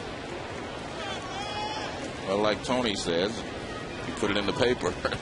It jinxed him. Yeah. Got him talking about it. And we jumped all over it. Well, here is Ryan Braun. Braun has been safe on an error by Lopez, hit into a double play, single, and flied out deep to left center. It went out toward the corner of the Brewers bullpen, out in very deep left center, but it was caught by Holiday. I think when a guy throws this hard, I don't think you worry about knee high. I don't think that low pitch is his best pitch. The high fastball is his best pitch when he throws this hard. Right up there. I mean, I don't think that's where you throw it. Throw it belt high and above. There's no reason to try to hit a guy in the knees because it's not going to be as fast, and he can get his bat started on it. It's almost as if he decided to illustrate that point for you. Yeah. And I like it when he starts it right down the middle. When you go for a corner and you have height, the batter doesn't start it. You've got to give the batter a stimulus to start the bat. So you start it down the middle and then tail it. Ron got a piece of that one. Another high fastball at 98 miles an hour. 0-2, you throw that one around the shoulders and see if he swings at it. So you don't advocate getting clever here and throwing a little slider at the knees? I don't know, and I don't believe in, like I say, trying to throw it knee high. Stay with the high heat. And if you don't got 98 high heat. Go for it. And you don't have to climb the ladder because you're already on the top rung. 0-2. The slider. Yeah, well. Not in time. Well, you do him a favor if you throw something that he can hit. I mean, you throw him a slider, he can make contact with it. The only way you throw a slider is you have to Bounce put it out of the strike zone and bounce it. You get him out because he's just completely fooled and goes after himself. But this ball hangs up on him. It's a great pitch it's a pitcher's pitch. But when you're dominating with one pitch and you go to your secondary stuff and you're going to speed up the bat because of the speed of the ball, you have to bounce it. You have to make it impossible to reach. Great play by Schumacher. He did not get his man at first base, but he might well have kept Prince Fielder from going to third. Yeah. That's also, as I said, you outsmart yourself there with that slider you asked for. You asked for it. See, I wanted him to throw him a high fastball. I was just asking. I was just asking for your expertise. Slider right there. Strike one. Can't we all just get along up here? What a pitch that was. Brewers have not scored a run since Ricky Weeks led off the third inning with a home run. We're in the 10th inning now. Casey McGee, the leading RBI man so far this year for the Brewers, has knocked in a run with a fly ball. That was in the first inning. He's grounded out, walked, and grounded out again since then. And nearly half of his RBIs for the season have occurred late in games. Base hit here could put the Brewers back ahead. Joe, if you were in this situation playing second base, would you be the one deking Prince Fielder back with a guy throwing 96, or would you let your shortstop do it? Well, shortstop, but I wouldn't even be that concerned with him at second base. Save the game. Stay in your position. Yeah, because if he wants Prince to is not steal going to third. If he wants to steal third, let him go. He's not going. Base hit to right field. Ludwig comes up throwing, cut off by Albert. The bases are loaded. That looked like another off-speed pitch or some kind of. I don't know why he wants to do that. I think it might have been a hard slider again. Yeah, I don't know. That's the pitch that's getting him in trouble. There's a slider up. Well, there used to be a guy in the 60s who was one of the hardest throwing pitchers on the planet, Sam McDowell. Correct. And nobody wanted to hit against him, but Jim Fregosi used to hit him well. And I asked Fregosi one time, I said, why did you always hit him so well? He said, I could not hit his fastball. I couldn't catch up to it. But when he get to 2 strikes, he always wanted to prove that he was an actual pitcher. And I'd wait until then, and he'd throw me the slider, and I'd hit that. He did it to me. That's the way I faced him. Took the fastball, hit the breaking ball. La Russa to the mound to talk to Jason Mott. And the bases are loaded with 1 out, and Corey Hart, who's been hitting with a lot of wallop lately, 24 RBIs in his last 21 games before tonight. But he is 0 for 4 in this game. Does not necessarily need a hit now to get a run home either. Well, the question is, are you going to go after him with the fastball or that slider that's getting hit? Sometimes the slider, when a guy throws 98 miles an hour, the slider becomes a mediocre fastball. Unless, as Oral say, you bounce it or, but you can't bounce it in this situation now. This is where you hope as a pitcher that Corey Hart has an ego right here and uses his full swing because he's hot. Because if he's just trying to put it in play, you'll supply all the power. And that's a called strike with a fastball to Corey Hart from Jason Mott. Hart 0 for 2 with a strikeout. The only 2 times he's ever faced Mott. And he's not done well with the bases loaded in his career for some reason. The high hard one right by him. Strike 2. Maybe that's what La Russa was out there telling him. Well, the Cardinals are halfway because Prince Fielder at third base. They're going with the the force play at home. They don't have to come all the way in to cut down that possible winning run. They can come halfway with Prince there. That one is hit deep into center field. Still going and caught by Wynn right in front of the wall. Fielder tags up and he will score easily. I have to tell you, that's a great job there by Corey Hart to put that ball in play. And I was going to say, Tony La Russa probably went out there and told him, I can hit your slider, I can't hit your fastball. So he went back to the fastball. But a good job here by Corey Hart to put that high fastball in play.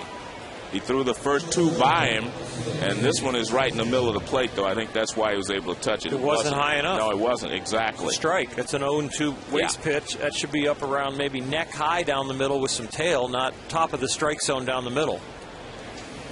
But it was a good piece of hitting. When you're going to hit 96 at the top of the strike zone in an 0-2 count, you got to still do some things right. Here is Alcides Escobar. 4-3, and it is 0-1. Escobar is 1 for 4 in the game.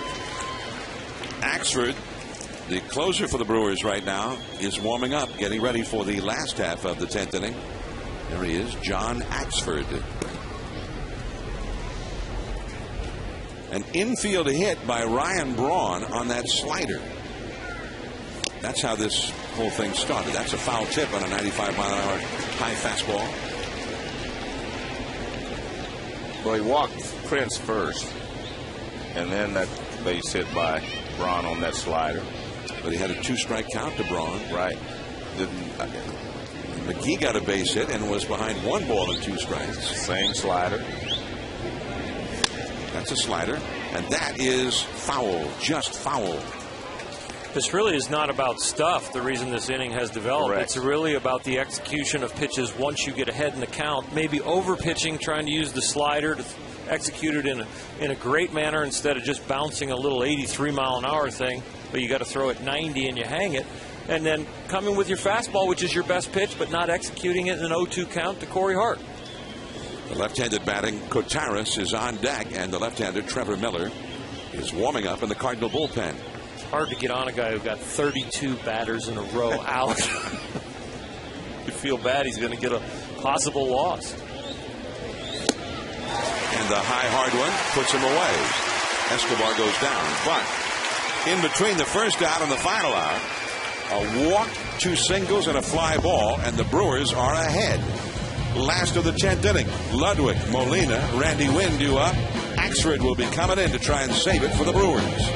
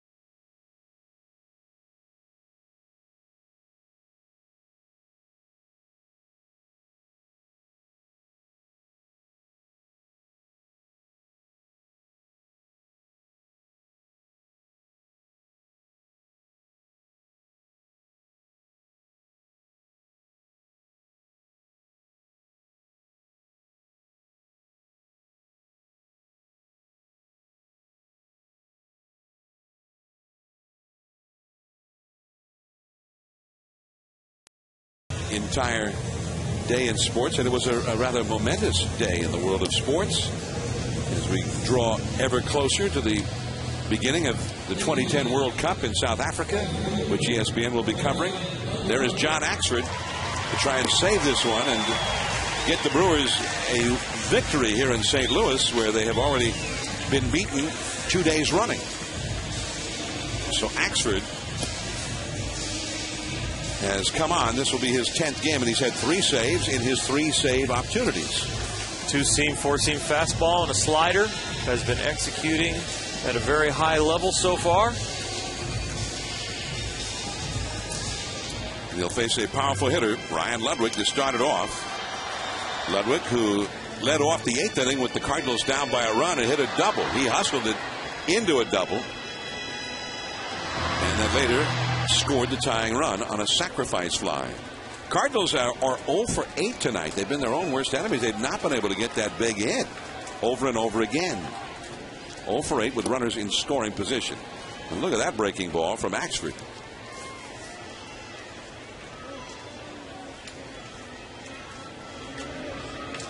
Axford, fastball and a slider. He was the man who took the loss in yesterday's game. It was not a save opportunity. He came on in a tie game that went extra innings.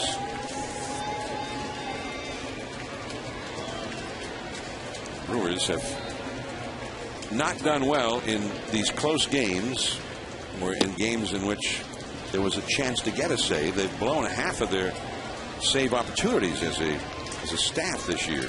You have to remember that was Trevor Hoffman was their closer the first part of the season when a lot of that occurred. Axford went 1 1/3 innings yesterday and threw 27 pitches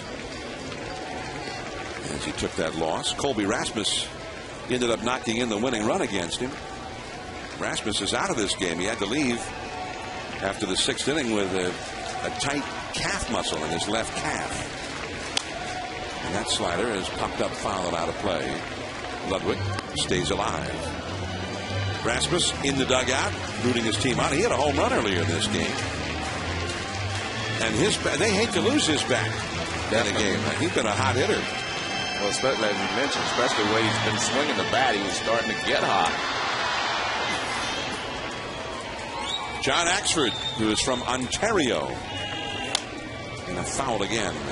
Out of play off to the right. Yeah, he's throwing 97, Joe, but he's got the long arm swing behind him, and then Mott's kind of a short armor, kind of comes from behind his head. Which one is harder to hit? The short arm. Because a lot of sneaky fast, sneaky, and it comes out of their body a little bit more. So that arm swing behind you kind of helps you with your timing. Yeah, allows you to time his arm speed. Whereas the short arm, you can't time his arm speed. You just see the ball jump at you. Ooh, that one almost hit him. And it glanced off the bat. 2-2, foul ball. John Axford, 6 feet 5 inches tall. He was born in Simcoe, Ontario. In the offseason now he lives in Port Dover.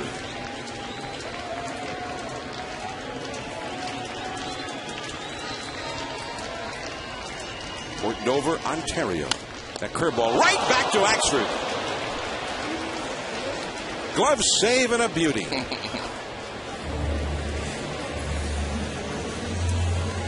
Well, I don't know if he caught the ball or it caught him, but the glove got up and just in time. Breaking ball hangs up a little bit. Glove side right there. If that was non-glove slide with no deflector, I think that's a base hit.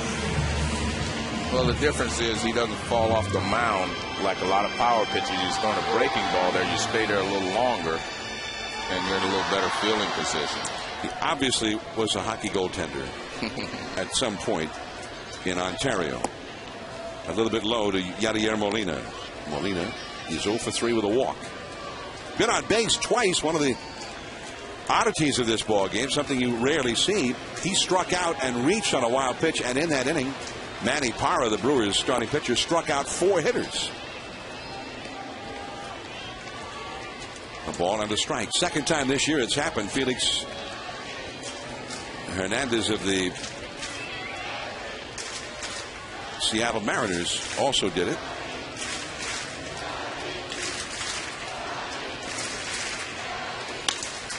That's a base hit.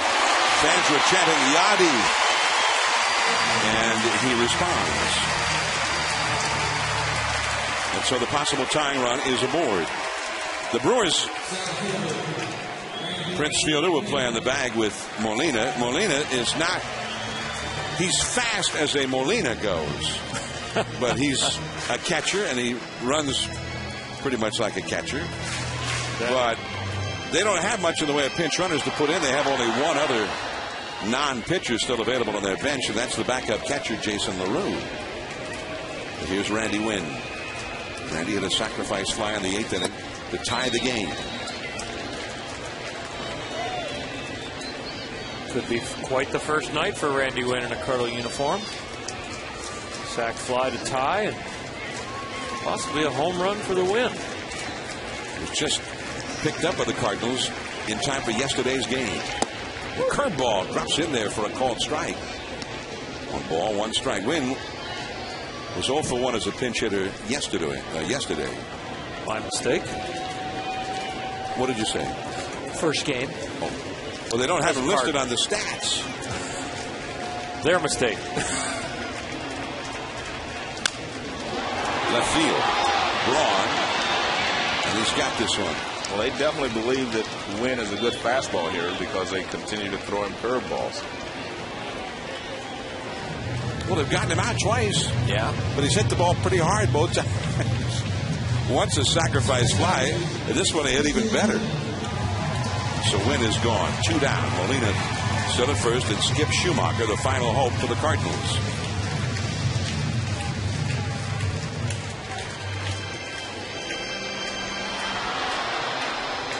Four to 3. Milwaukee leading last of the 10th. Cardinals go to Los Angeles after the game. They play the Dodgers starting tomorrow night. And the slider in there for a strike. From Axford. The Brewers will be facing the Cubs at Miller Park starting Tuesday. And the Wednesday game will be on Wednesday Night Baseball right here on ESPN. Fastball inside. The pitcher who worked the 9th inning for the Brewers was a rookie, Zach Braddock. And he got through the likes of Pujols and Holiday in his inning successfully. It would be his game to win. And that curve is fouled into the batter's box. 1 ball and 2 strikes now to Schumacher. So 2 of the young pitchers the Brewers are trying to bring up here and see if they can make things better than they've been. Would give them a big step in the direction they're hoping to see. And of course, Manny Parra. Great. He ran out of steam as he got up around 100 pitches or so, 90 to 100. He threw the ball very well. I love what Rick Peterson's doing with his delivery and how sharp the breaking ball is, how much more consistent he was tonight. That slider, a broken bat, and there is Weeks. The ball game is over. The Milwaukee Brewers avoid the sweep and have some positive things happen, especially in regards to their much maligned pitching staff. Parra, Braddock gets the win, Axford gets the save, and the Brewers hang on for a win over the Cardinals. And Prince Fielder will be our Chevrolet player of the game. He had 3 hits, but then drew that walk in the 10th inning that set up the winning rally. He scored the winning run of the game. Prince Fielder, our Chevrolet player of the game. We'll see you next Sunday in Chicago for the All-Chicago Cubs-White Sox Interleague matchup.